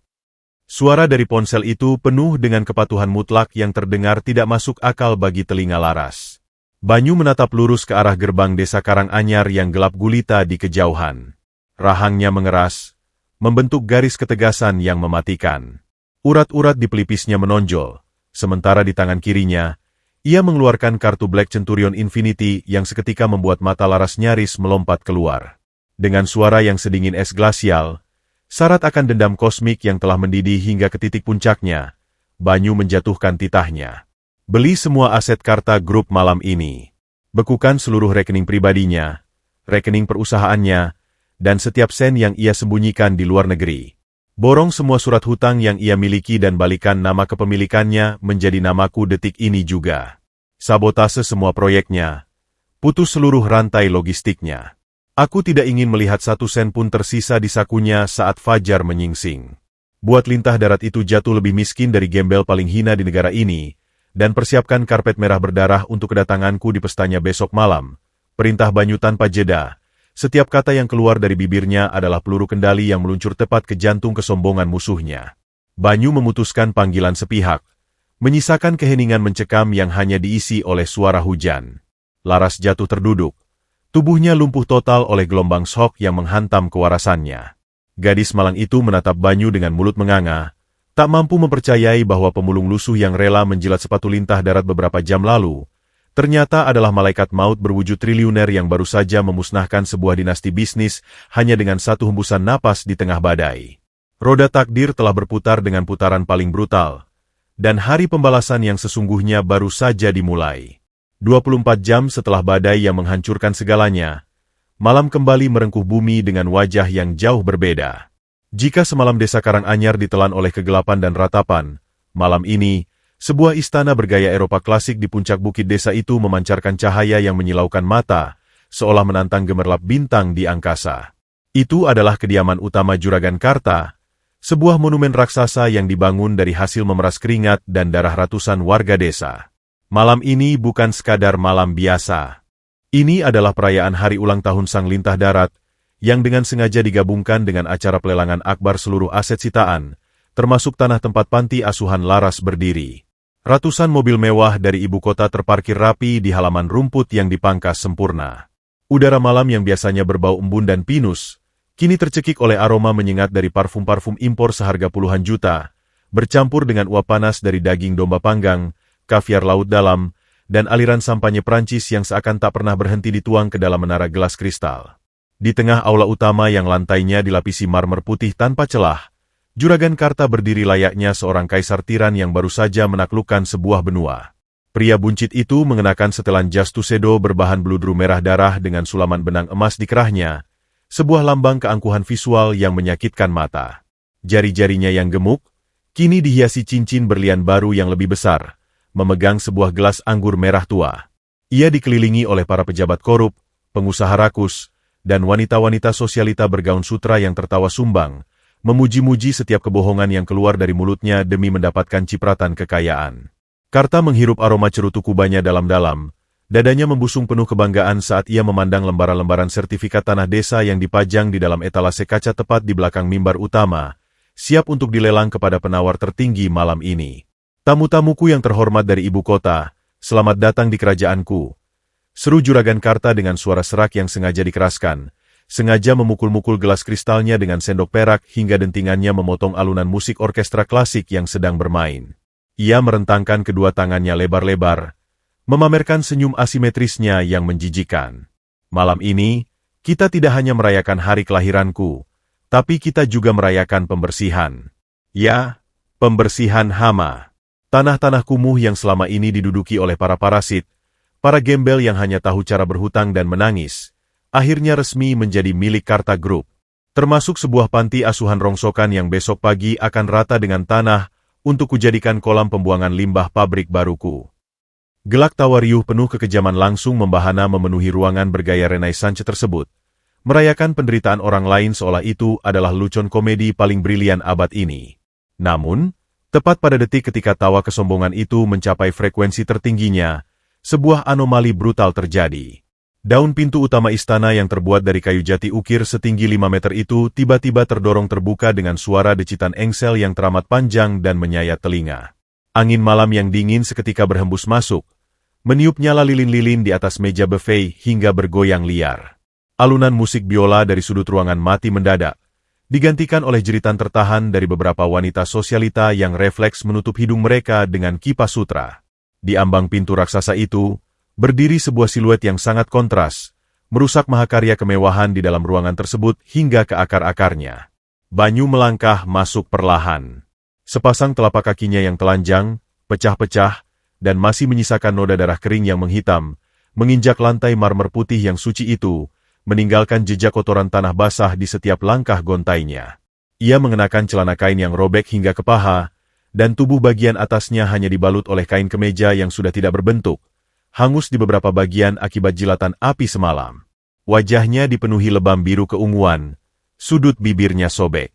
Di tangan kanannya yang sekasar parut, ia menggenggam erat sebatang kayu mahoni yang hangus separuh, menggunakannya sebagai tongkat penyangga tubuhnya yang terlihat seolah bisa ambruk kapan saja.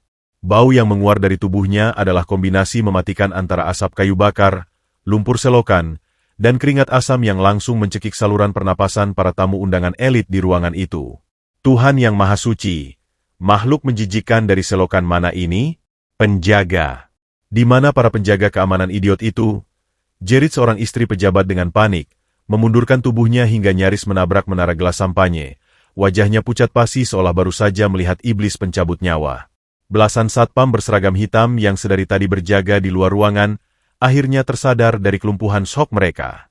Mereka berlarian panik mencabut tongkat kejut listrik, bersiap mengeroyok dan mematahkan setiap tulang di tubuh pemuda lusuh yang berani menodai karpet merah majikan mereka. Namun, sebelum tongkat listrik pertama sempat terayun, sebuah tawa yang luar biasa keras, melengking, dan penuh dominasi menggelegar dari atas panggung. Juragan Karta mengangkat satu tangannya, memberikan isyarat mutlak kepada para satpamnya untuk berhenti.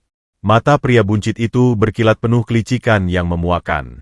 Alih-alih marah karena pestanya diganggu, otaknya yang dipenuhi ego melihat ini sebagai kesempatan emas.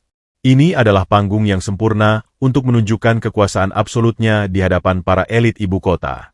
Ia akan mempermalukan sang gembel pemberontak ini, hingga sejarah mencatatnya sebagai hiburan paling memalukan. Tunggu, tunggu. Tahan senjata kalian, anjing-anjingku. Perintah Juragan Karta, melangkah turun dari panggung pualamnya dengan gaya arogan yang dibuat-buat, membelah kerumunan tamu yang jijik. Ia berhenti hanya 1 meter di depan Banyu, sengaja mengibas-ngibaskan sapu tangan sutranya di depan hidung untuk menambah efek teatrikal. Lihatlah, tuan-tuan dan nyonya-nyonya. Jangan takut. Ini bukan wabah penyakit menular. Meskipun baunya lebih busuk dari bangkai tikus got. Ini hanyalah badut desa kita. Si gembel abadi penjual kayu bakar yang semalam baru saja menjilat debu di sepatuku hingga bersih mengkilat. Ada angin badai apa yang membawamu kemari? Sampah? Apakah kau kelaparan karena gubuk rongsokanmu sudah kuratakan dengan tanah? Atau kau kemari untuk mengemis tulang sisa anjing-anjing peliharaanku di belakang dapur? Rentetan kalimat pedas itu memicu tawa meledak dari para tamu undangan. Mereka kini merasa aman, ikut menunjuk-nunjuk Banyu dengan gelas sampanye mereka. Hinaan demi hinaan dilemparkan, menguliti sisa-sisa harga diri Banyu di depan ratusan pasang mata. Mandor Joko yang berdiri di belakang Karta bahkan sengaja meludah ke arah kaki telanjang Banyu. Namun, di tengah badai cemoohan yang merobek telinga itu, Banyu tidak bereaksi seperti orang yang ketakutan. Ia tidak gemetar. Ia tidak menunduk memelas. Tubuhnya yang babak belur itu berdiri tegak, tak tergoyahkan seperti tebing karang yang dihantam ombak. Ia mengangkat kepalanya secara perlahan. Mata seteduh air danau itu kini telah berubah sepenuhnya menjadi pusaran samudera hitam yang membekukan jiwa. Tidak ada amarah yang meledak-ledak di sana, melainkan sebuah ketenangan stoik yang mematikan, ketenangan seorang algojo yang sedang menatap leher terpidana di atas balok pancung. Banyu membiarkan setiap tawa sumbang itu meresap ke dalam ingatannya. Ujung jarinya di dalam saku celana mengelus permukaan kartu Black Centurion Infinity. Otaknya yang jenius dan terkalkulasi sempurna tengah menghitung mundur detik demi detik. Ia menatap lurus ke dalam pupil mata Juragan Karta yang sedang tertawa lebar, dan sebuah senyuman tipis, asimetris, dan teramat dingin tercetak di bibir pemuda lusuh itu. Sebuah senyuman mematikan yang entah mengapa, membuat tawa Juragan Karta perlahan tersendat di tenggorokan, digantikan oleh setetes keringat dingin tak beralasan yang meluncur di balik kerah baju bludrunya. Sang tiran tidak tahu bahwa detik ini, hitung mundur menuju kehancuran total seluruh dinastinya telah menyentuh angka 0. Senyuman tipis dan sedingin es glasial yang terukir di bibir pecah-pecah banyu itu bagaikan jarum beracun yang menusuk langsung ke ulu hati Juragan Karta.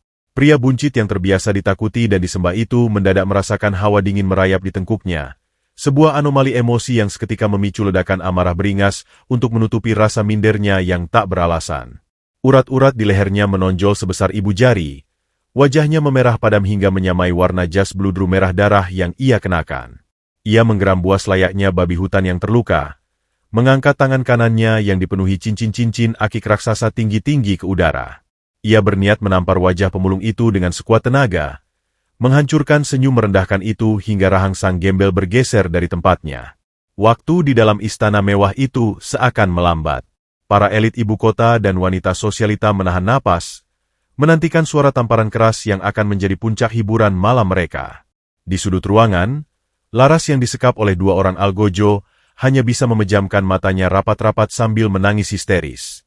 Namun, tepat pada persekian detik ketika telapak tangan raksasa itu berayun turun membelah udara, sebuah getaran aneh merambat dari dasar bumi.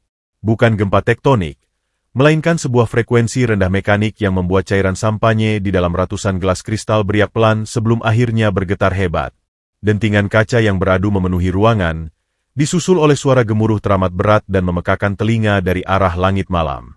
Suara itu dengan cepat menelan alunan musik orkestra klasik, membungkam tawa sumbang para tamu, dan menghentikan laju tangan Juragan Karta hanya berjarak beberapa sentimeter dari pipi banyu. Langit di atas istana megah itu mendadak terang benderang menyilaukan mata. 3 pilar cahaya putih halogen berkekuatan puluhan ribu watt membelah awan pekat malam, menyapu halaman rumput yang dipangkas sempurna bagaikan mata dewa murka yang turun untuk mencari mangsanya. 3 unit helikopter Sikorsky lapis baja berwarna hitam legam tanpa nomor seri penerbangan sipil turun membelah udara malam dengan kecepatan yang mengerikan. Baling-baling raksasa mereka berputar mengoyak oksigen, menciptakan badai angin puting beliung buatan yang seketika menghancurkan seluruh tatanan pesta outdoor di pelataran istana. Tenda-tenda sutra putih robek berantakan dan beterbangan seperti layang-layang putus dihempas angin badai. Meja-meja buffet raksasa terbalik berdebum keras, melemparkan hidangan kaviar beluga, daging domba truffle, dan menara seafood termahal ke udara sebelum jatuh hancur menodai gaun-gaun rancangan desainer milik para sosialita. Jeritan histeris meledak di mana-mana.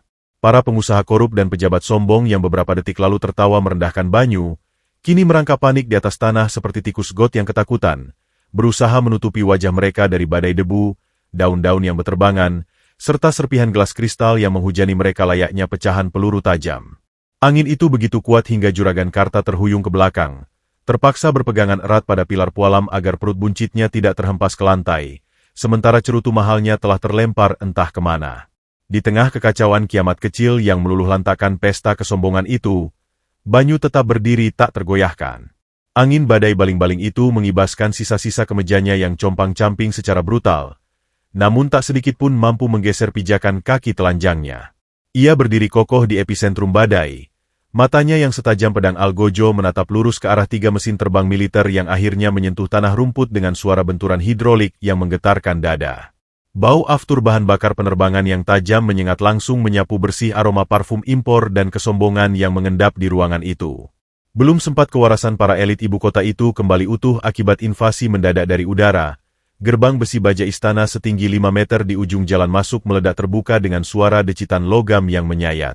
Engsel raksasanya patah dihantam secara paksa oleh bemper baja dari kendaraan SUV hitam pekat yang memimpin sebuah konvoi darat mematikan. Di belakang SUV taktis tersebut, merayap masuk 7 unit Rolls-Royce Phantom edisi terbatas berwarna hitam matte, meluncur sangat mulus tanpa suara bagaikan barisan peti mati mewah pembawa kutukan bagi para raja. Iring-iringan kendaraan dengan total harga triliunan rupiah itu mengepung pelataran istana yang hancur berantakan, menyorotkan lampu utama mereka langsung ke arah pintu masuk utama di mana Banyu dan Juragan Karta berdiri mematung. Juragan Karta menelan ludah kasarnya. Keringat dingin membasahi dahinya, melunturkan pomade di rambut klimisnya hingga menetes ke kerah kemeja. Otaknya yang kerdil dan dipenuhi ego berusaha mati-matian mencari rasionalisasi atas pemandangan gila di depannya. Menolak untuk merasa terintimidasi, ia merapikan kerah jas bludrunya yang sudah kotor oleh abu. Memaksakan sebuah senyum menjilat selebar mungkin di wajahnya yang pucat pasi.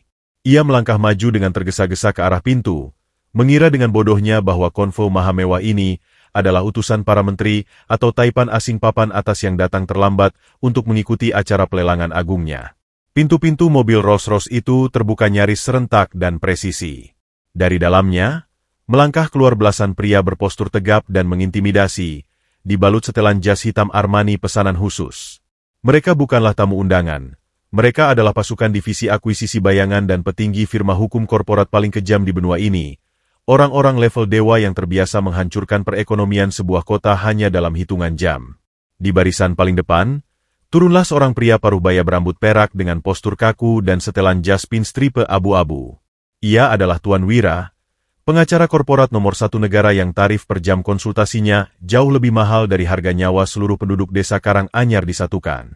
Di tangannya yang mengenakan sarung tangan kulit hitam, ia menggenggam sebuah koper titanium yang memantulkan cahaya dingin di bawah sorotan lampu helikopter. Ah, tuan-tuan yang sangat terhormat. Suatu kehormatan yang luar biasa bagi gubuk saya ini. Sambut Juragan Karta dengan suara seraknya yang dipaksakan melengking ceria, merentangkan kedua tangannya lebar-lebar dan membungkukkan badannya hingga nyaris mencium lantai pualam. Maafkan kekacauan kecil ini. Angin malamnya sedikit, tidak bersahabat. Mari, silakan masuk. Pelelangan utama akan segera dimulai. Saya jamin Anda sekalian akan mendapatkan tanah-tanah sengketa ini dengan harga yang sangat bersahabat. Celotehnya tanpa henti, memblokir jalan masuk dengan senyum menjijikan layaknya lintah yang mencari mangsa baru. Namun, apa yang terjadi di detik berikutnya adalah sebuah penghinaan visual absolut yang langsung membunuh separuh nyawa Juragan Karta. Tuan Wira dan belasan eksekutif berjas hitam itu sama sekali tidak melambatkan langkah mereka. Mereka tidak menoleh, tidak tersenyum, bahkan tidak repot-repot melirik arah Juragan Karta yang sedang membungkuk hormat layaknya badut. Rombongan elit itu berjalan melewati sang tiran buncit itu dengan tatapan kosong nan dingin, seolah Juragan Karta hanyalah seonggok sampah tak kasat mata yang tidak pantas diakui eksistensinya. Kecepatan langkah mereka sangat terukur, memancarkan aura dominasi yang begitu pekat hingga membuat sisa tamu undangan otomatis menempelkan punggung mereka ke tembok, menyingkir membelah kerumunan layaknya laut merah yang terbelah. Sorot mata Tuan Wira dan seluruh pasukannya hanya terkunci pada satu titik sentral di tengah ruangan besar tersebut. Mereka berjalan lurus, sama sekali tidak mempedulikan pecahan kristal yang diinjak sepatu mahal mereka, dan menuju tepat ke arah sang pemuda gembel. Ya, menuju ke arah Banyu yang tubuhnya berbau lumpur selokan, dengan sisa kemeja hangus yang compang-camping, dan telapak kaki telanjang yang kotor berdarah. Jantung Juragan Karta seakan berhenti memompa darah ke otaknya saat ia menoleh dan melihat arah pergerakan rombongan triliunan rupiah tersebut. Udara di dalam istana mewah itu mendadak membeku di bawah titik nol, bersiap menyambut detik-detik pembongkaran identitas paling epik yang akan mengguncang pondasi duniawi dan kewarasan setiap manusia di ruangan tersebut hingga tak bersisa. Keheningan yang mencekik rongga dada menyelimuti seluruh penjuru istana pualam tersebut. Waktu seakan berhenti berdetak, membeku di bawah tekanan atmosfer yang tiba-tiba terasa jutaan kali lipat lebih berat dan mematikan. Ratusan pasang mata milik para elit ibu kota, pejabat korup, dan wanita sosialita yang gaun sutranya kini kotor oleh debu baling-baling helikopter, hanya bisa terbelalak ngeri dengan rahang menganga. Mereka menyaksikan sebuah pemandangan yang secara radikal menghancurkan seluruh logika dan tatanan kasta yang mereka agungkan seumur hidup. Rombongan pria berjas Armani dengan harga setelan yang bisa membeli separuh desa itu, barisan eksekutif papan atas yang hembusan napasnya saja mampu menggerakkan indeks bursa saham nasional, kini berjalan presisi melintasi lautan pecahan kristal tanpa sedikit pun keraguan. Lurus, tanpa menoleh, menembus kerumunan bagaikan membelah lautan, menuju ke arah sudut ruangan paling menjijikan. Mereka menuju Banyu, si pemulung kayu yang tubuhnya masih berbalut sisa kemeja hangus compang-camping, yang telapak kakinya berlumuran lumpur selokan hitam, dan yang aroma tubuhnya merupakan kombinasi mematikan antara kemiskinan dan penderitaan absolut. Langkah sepatu Oxford kulit asli dari Tuan Wira dan belasan pasukannya menggema berirama, memukul lantai marmer putih itu bagaikan detak jarum jam kematian yang semakin mendekat ke gendang telinga Juragan Karta. Pria buncit berbaju bludru merah darah itu masih mematung di tengah ruangan. Tangannya yang penuh cincin akik raksasa gemetar hebat di udara, menolak untuk diturunkan meskipun otaknya sudah berteriak menyuarakan kepanikan yang tak terlukiskan. Keringat dingin sebesar biji jagung mengucur deras membasahi dahi lebarnya, melunturkan pomade mahalnya hingga rambutnya terlihat lepek dan menyedihkan menempel di kulit kepala.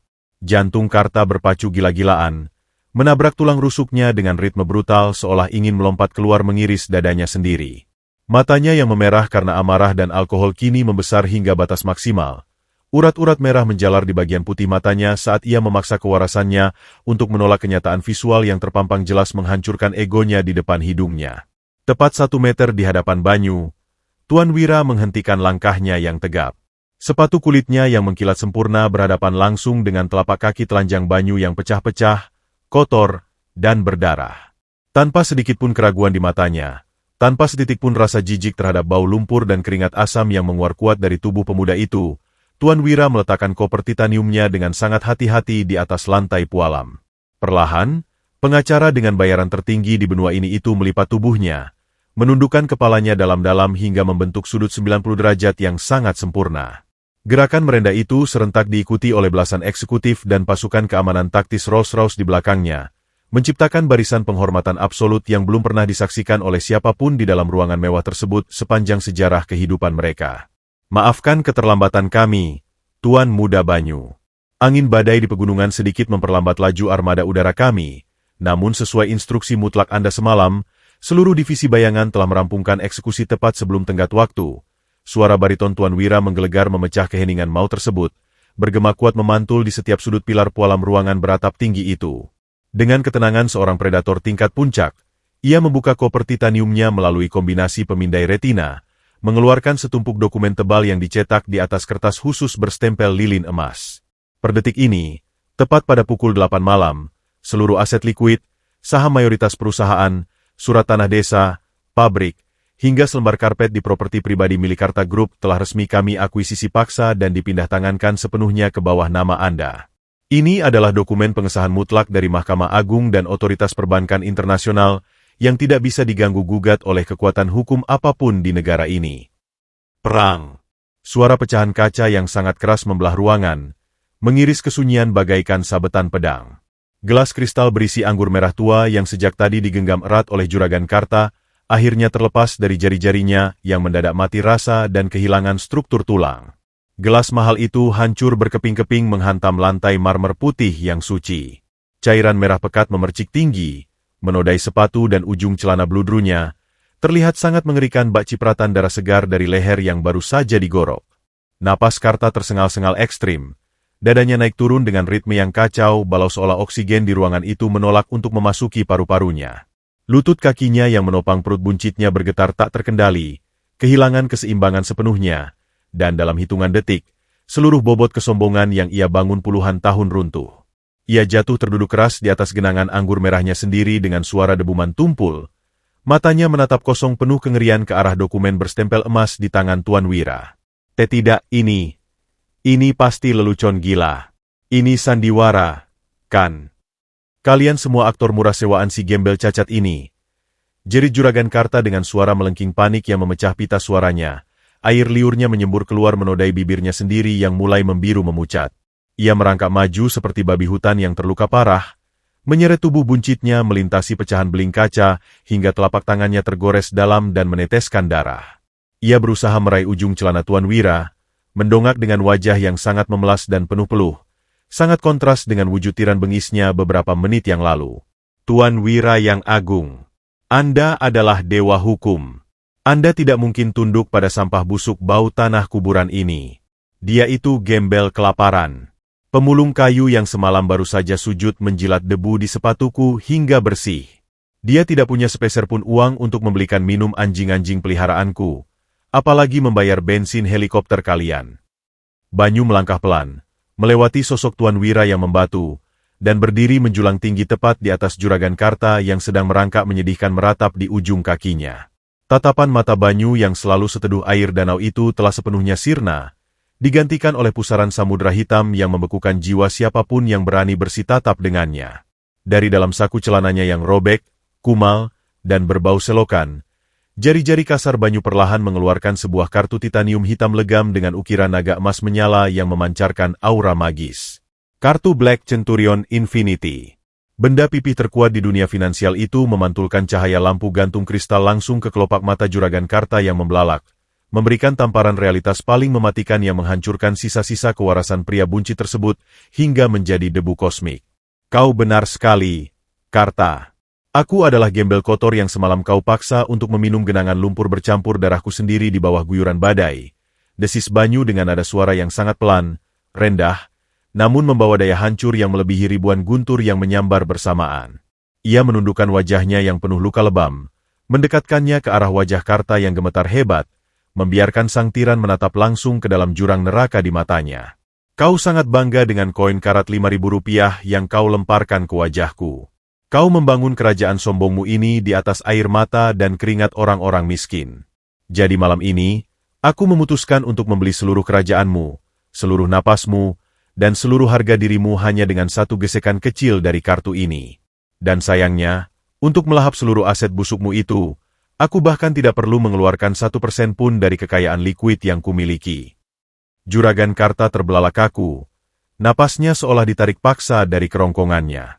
Ia mencoba menggapai udara, namun tenggorokannya terasa tercekik erat oleh cengkeraman ketakutan yang absolut. Di sudut ruangan, Mandor Joko dan para preman bayaran yang siang tadi menertawakan Banyu kini serta-merta menjatuhkan tongkat kejut mereka, melempar diri mereka bersujud mencium lantai pualam. Tubuh mereka bergetar hebat hingga beberapa di antaranya mengompol di celana, menangis terseduh-seduh memohon ampunan pada sosok dewa kematian berbalut kain compang-camping itu. Dua algojo berbadan kekar yang tadi menyekap laras langsung melepaskan cengkeraman mereka seperti baru saja tersengat listrik tegangan tinggi dan melarikan diri menembus jendela. Laras jatuh terduduk lemas di atas lantai marmer, air mata hangat mengalir deras membasahi pipinya yang pucat, tak mampu mempercayai bahwa pria pemulung miskin yang rela disiksa dan dihina habis-habisan demi melindungi panti asuhannya, ternyata adalah penguasa absolut yang mampu menundukkan separuh negara. Banyu menegakkan punggungnya kembali, memasukkan kartu hitamnya ke dalam saku, dan memberikan isyarat telunjuk dingin tanpa ampun kepada Tuan Wira. Kosongkan ruangan pestaku ini sekarang juga. Kunci dan bekukan semua akses rekeningnya hingga ke akar terdalam. Dan lemparkan lintah darat bernama Karta ini beserta seluruh anjing penjilatnya keluar dari gerbang istanaku malam ini juga, hanya dengan pakaian yang menempel di punggung mereka. Titah Banyu dengan suara menggelegar layaknya sabda semesta yang tak terbantahkan, menjatuhkan vonis karma paling mematikan. Jangan biarkan lintah ini membawa satu keping koin pun dari tanahku.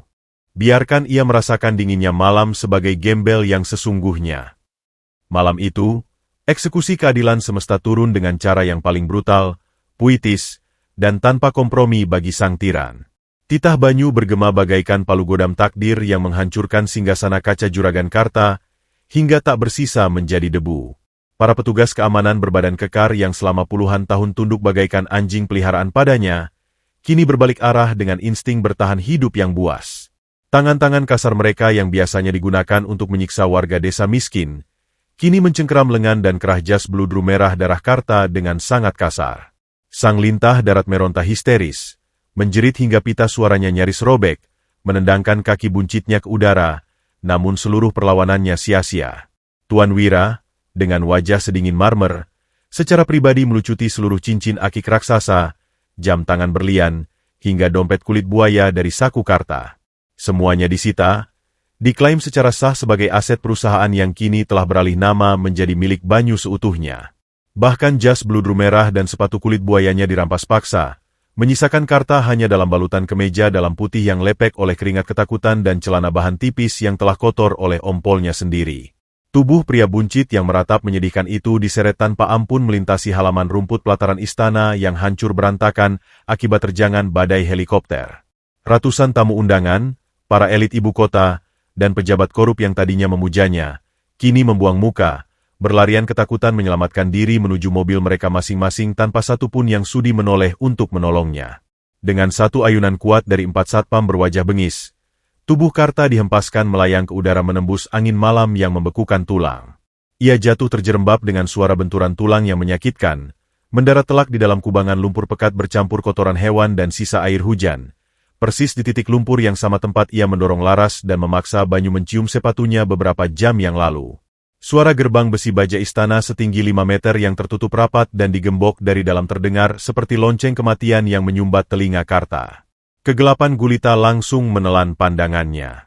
Angin malam kemarau yang luar biasa dingin seketika menggigit kulit telanjangnya, merayap masuk ke dalam sumsum tulang dan membekukan aliran darahnya.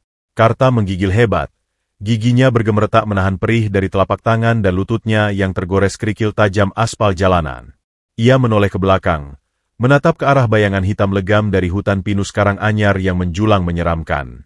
Perutnya melilit perih meminta diisi, dan untuk pertama kalinya dalam sejarah hidupnya yang dilumuri kemewahan dari memeras darah orang miskin, Juragan Karta menyadari sebuah ironi yang teramat menyiksa.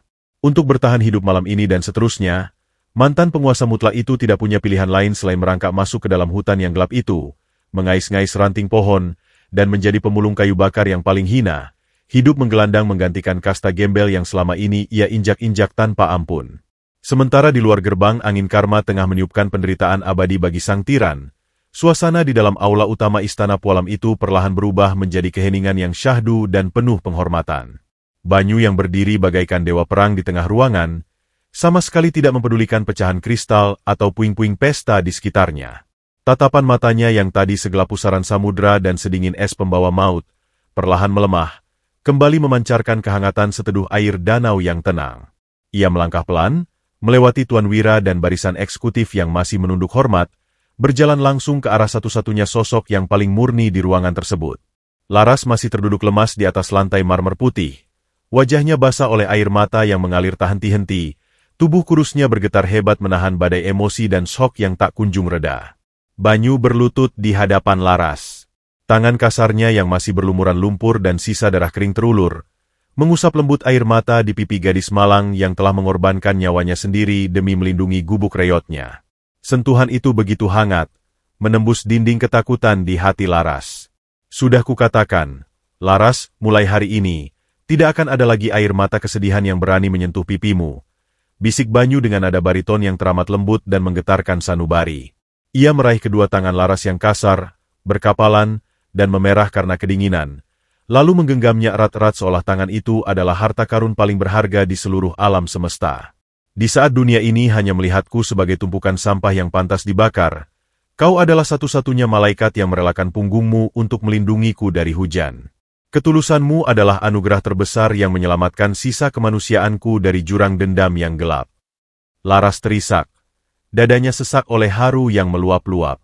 Ia menatap wajah Banyu yang masih berbalut luka lebam dan pakaian compang-camping, namun kini memancarkan wibawa absolut seorang penguasa sejati. Banyu, kau tidak perlu melakukan semua ini untukku, ucap Laras terbata-bata, suaranya parau karena terlalu banyak menangis. Senyum tulus akhirnya mengembang di bibir pecah-pecah Banyu. Tangan kanannya merogoh ke dalam buntelan sisa kain kemejanya di dalam saku. Ketika ia menarik tangannya keluar, seluruh cahaya lampu kristal di ruangan itu seakan tersedot dan berpusat pada genggamannya. Banyu membuka telapak tangannya, memperlihatkan sebuah batu berlian mentah murni tanpa cacat sebesar kepalan tangan bayi, sebutir air mata beku yang jatuh dari mata sang rusa emas malam itu. Pendaran cahaya prisma yang luar biasa menyilaukan dan magis langsung menerangi wajah Laras yang membelalak tak percaya. Terdengar hela napas tertahan dari barisan eksekutif dan Tuan Wira yang matanya melebar melihat kemurnian berlian raksasa yang bahkan tak bisa dinilai harganya oleh seluruh cadangan devisa negara. Ini bukan hanya sekadar permata, Laras. Ini adalah bukti dari keajaiban alam dan bukti dari janjiku padamu, ucap Banyu dengan suara lantang yang menggema ke seluruh penjuru istana, memastikan semua orang mendengarnya. Ia meletakkan berlian bercahaya surga itu tepat ke atas telapak tangan Laras yang kasar. Mulai malam ini, Yayasan Kasih Semesta bukan lagi panti asuhan bambu reot yang menunggu untuk digusur. Yayasan itu kini adalah pemilik sah dari tanah seluas ratusan hektar di desa ini, didanai penuh hingga akhir zaman oleh perusahaan yang kupimpin, dan berada mutlak di bawah namamu. Namun, ada satu hal lagi yang ingin kuminta darimu. Jadilah ratu di istana ini. Menikahlah denganku, Laras, dan biarkan aku menghabiskan sisa hidupku untuk membahagiakan malaikat yang sudi memayungiku di saat badai. Tangis Laras pecah sejadi-jadinya. Bukan lagi tangis penderitaan, melainkan air mata kebahagiaan yang tak tertandingi oleh apapun di dunia ini. Ia mengangguk dengan cepat, menubrukkan dirinya ke dada Banyu, memeluk pemuda itu erat-erat tanpa mempedulikan luka dan lumpur yang mengotori mereka berdua. Banyu membalas pelukan itu, mengangkat tubuh Laras dan berdiri tegak. Seluruh pria berjas di ruangan itu serentak memberikan tepuk tangan penghormatan yang bergemuruh riuh, merayakan bersatunya sang penguasa semesta dengan sang malaikat berhati murni, mengangkat derajat seorang gadis buru petik teh menjadi wanita paling berkuasa yang harus mereka sujud dan hormati. Di tengah pelukan hangat yang mengakhiri penderitaan panjang mereka, mata Banyu menatap lurus melampaui jendela kaca raksasa di dinding aula, menembus kegelapan malam ke arah hutan pinus karang anyar di kejauhan. Di antara bayang-bayang pepohonan yang gelap, sebuah pendaran cahaya keemasan yang hangat tiba-tiba muncul. Udara di dalam istana seketika dipenuhi oleh semerbak keharuman bunga melati yang sangat kuat dan menenangkan jiwa. Di sana, berdiri tegak sesosok rusa ajaib dengan bulu keemasan dan tanduk bercahaya yang sempurna. Hewan mistis penjaga takdir itu menatap Banyu dengan mata bundarnya yang purba.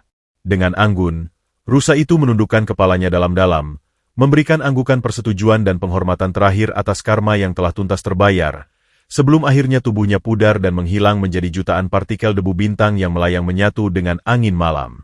Roda kehidupan telah berputar di titik puncaknya, keangkuhan telah digiling menjadi debu, dan kebaikan murni akhirnya bertahta di singgasana kemenangan yang abadi.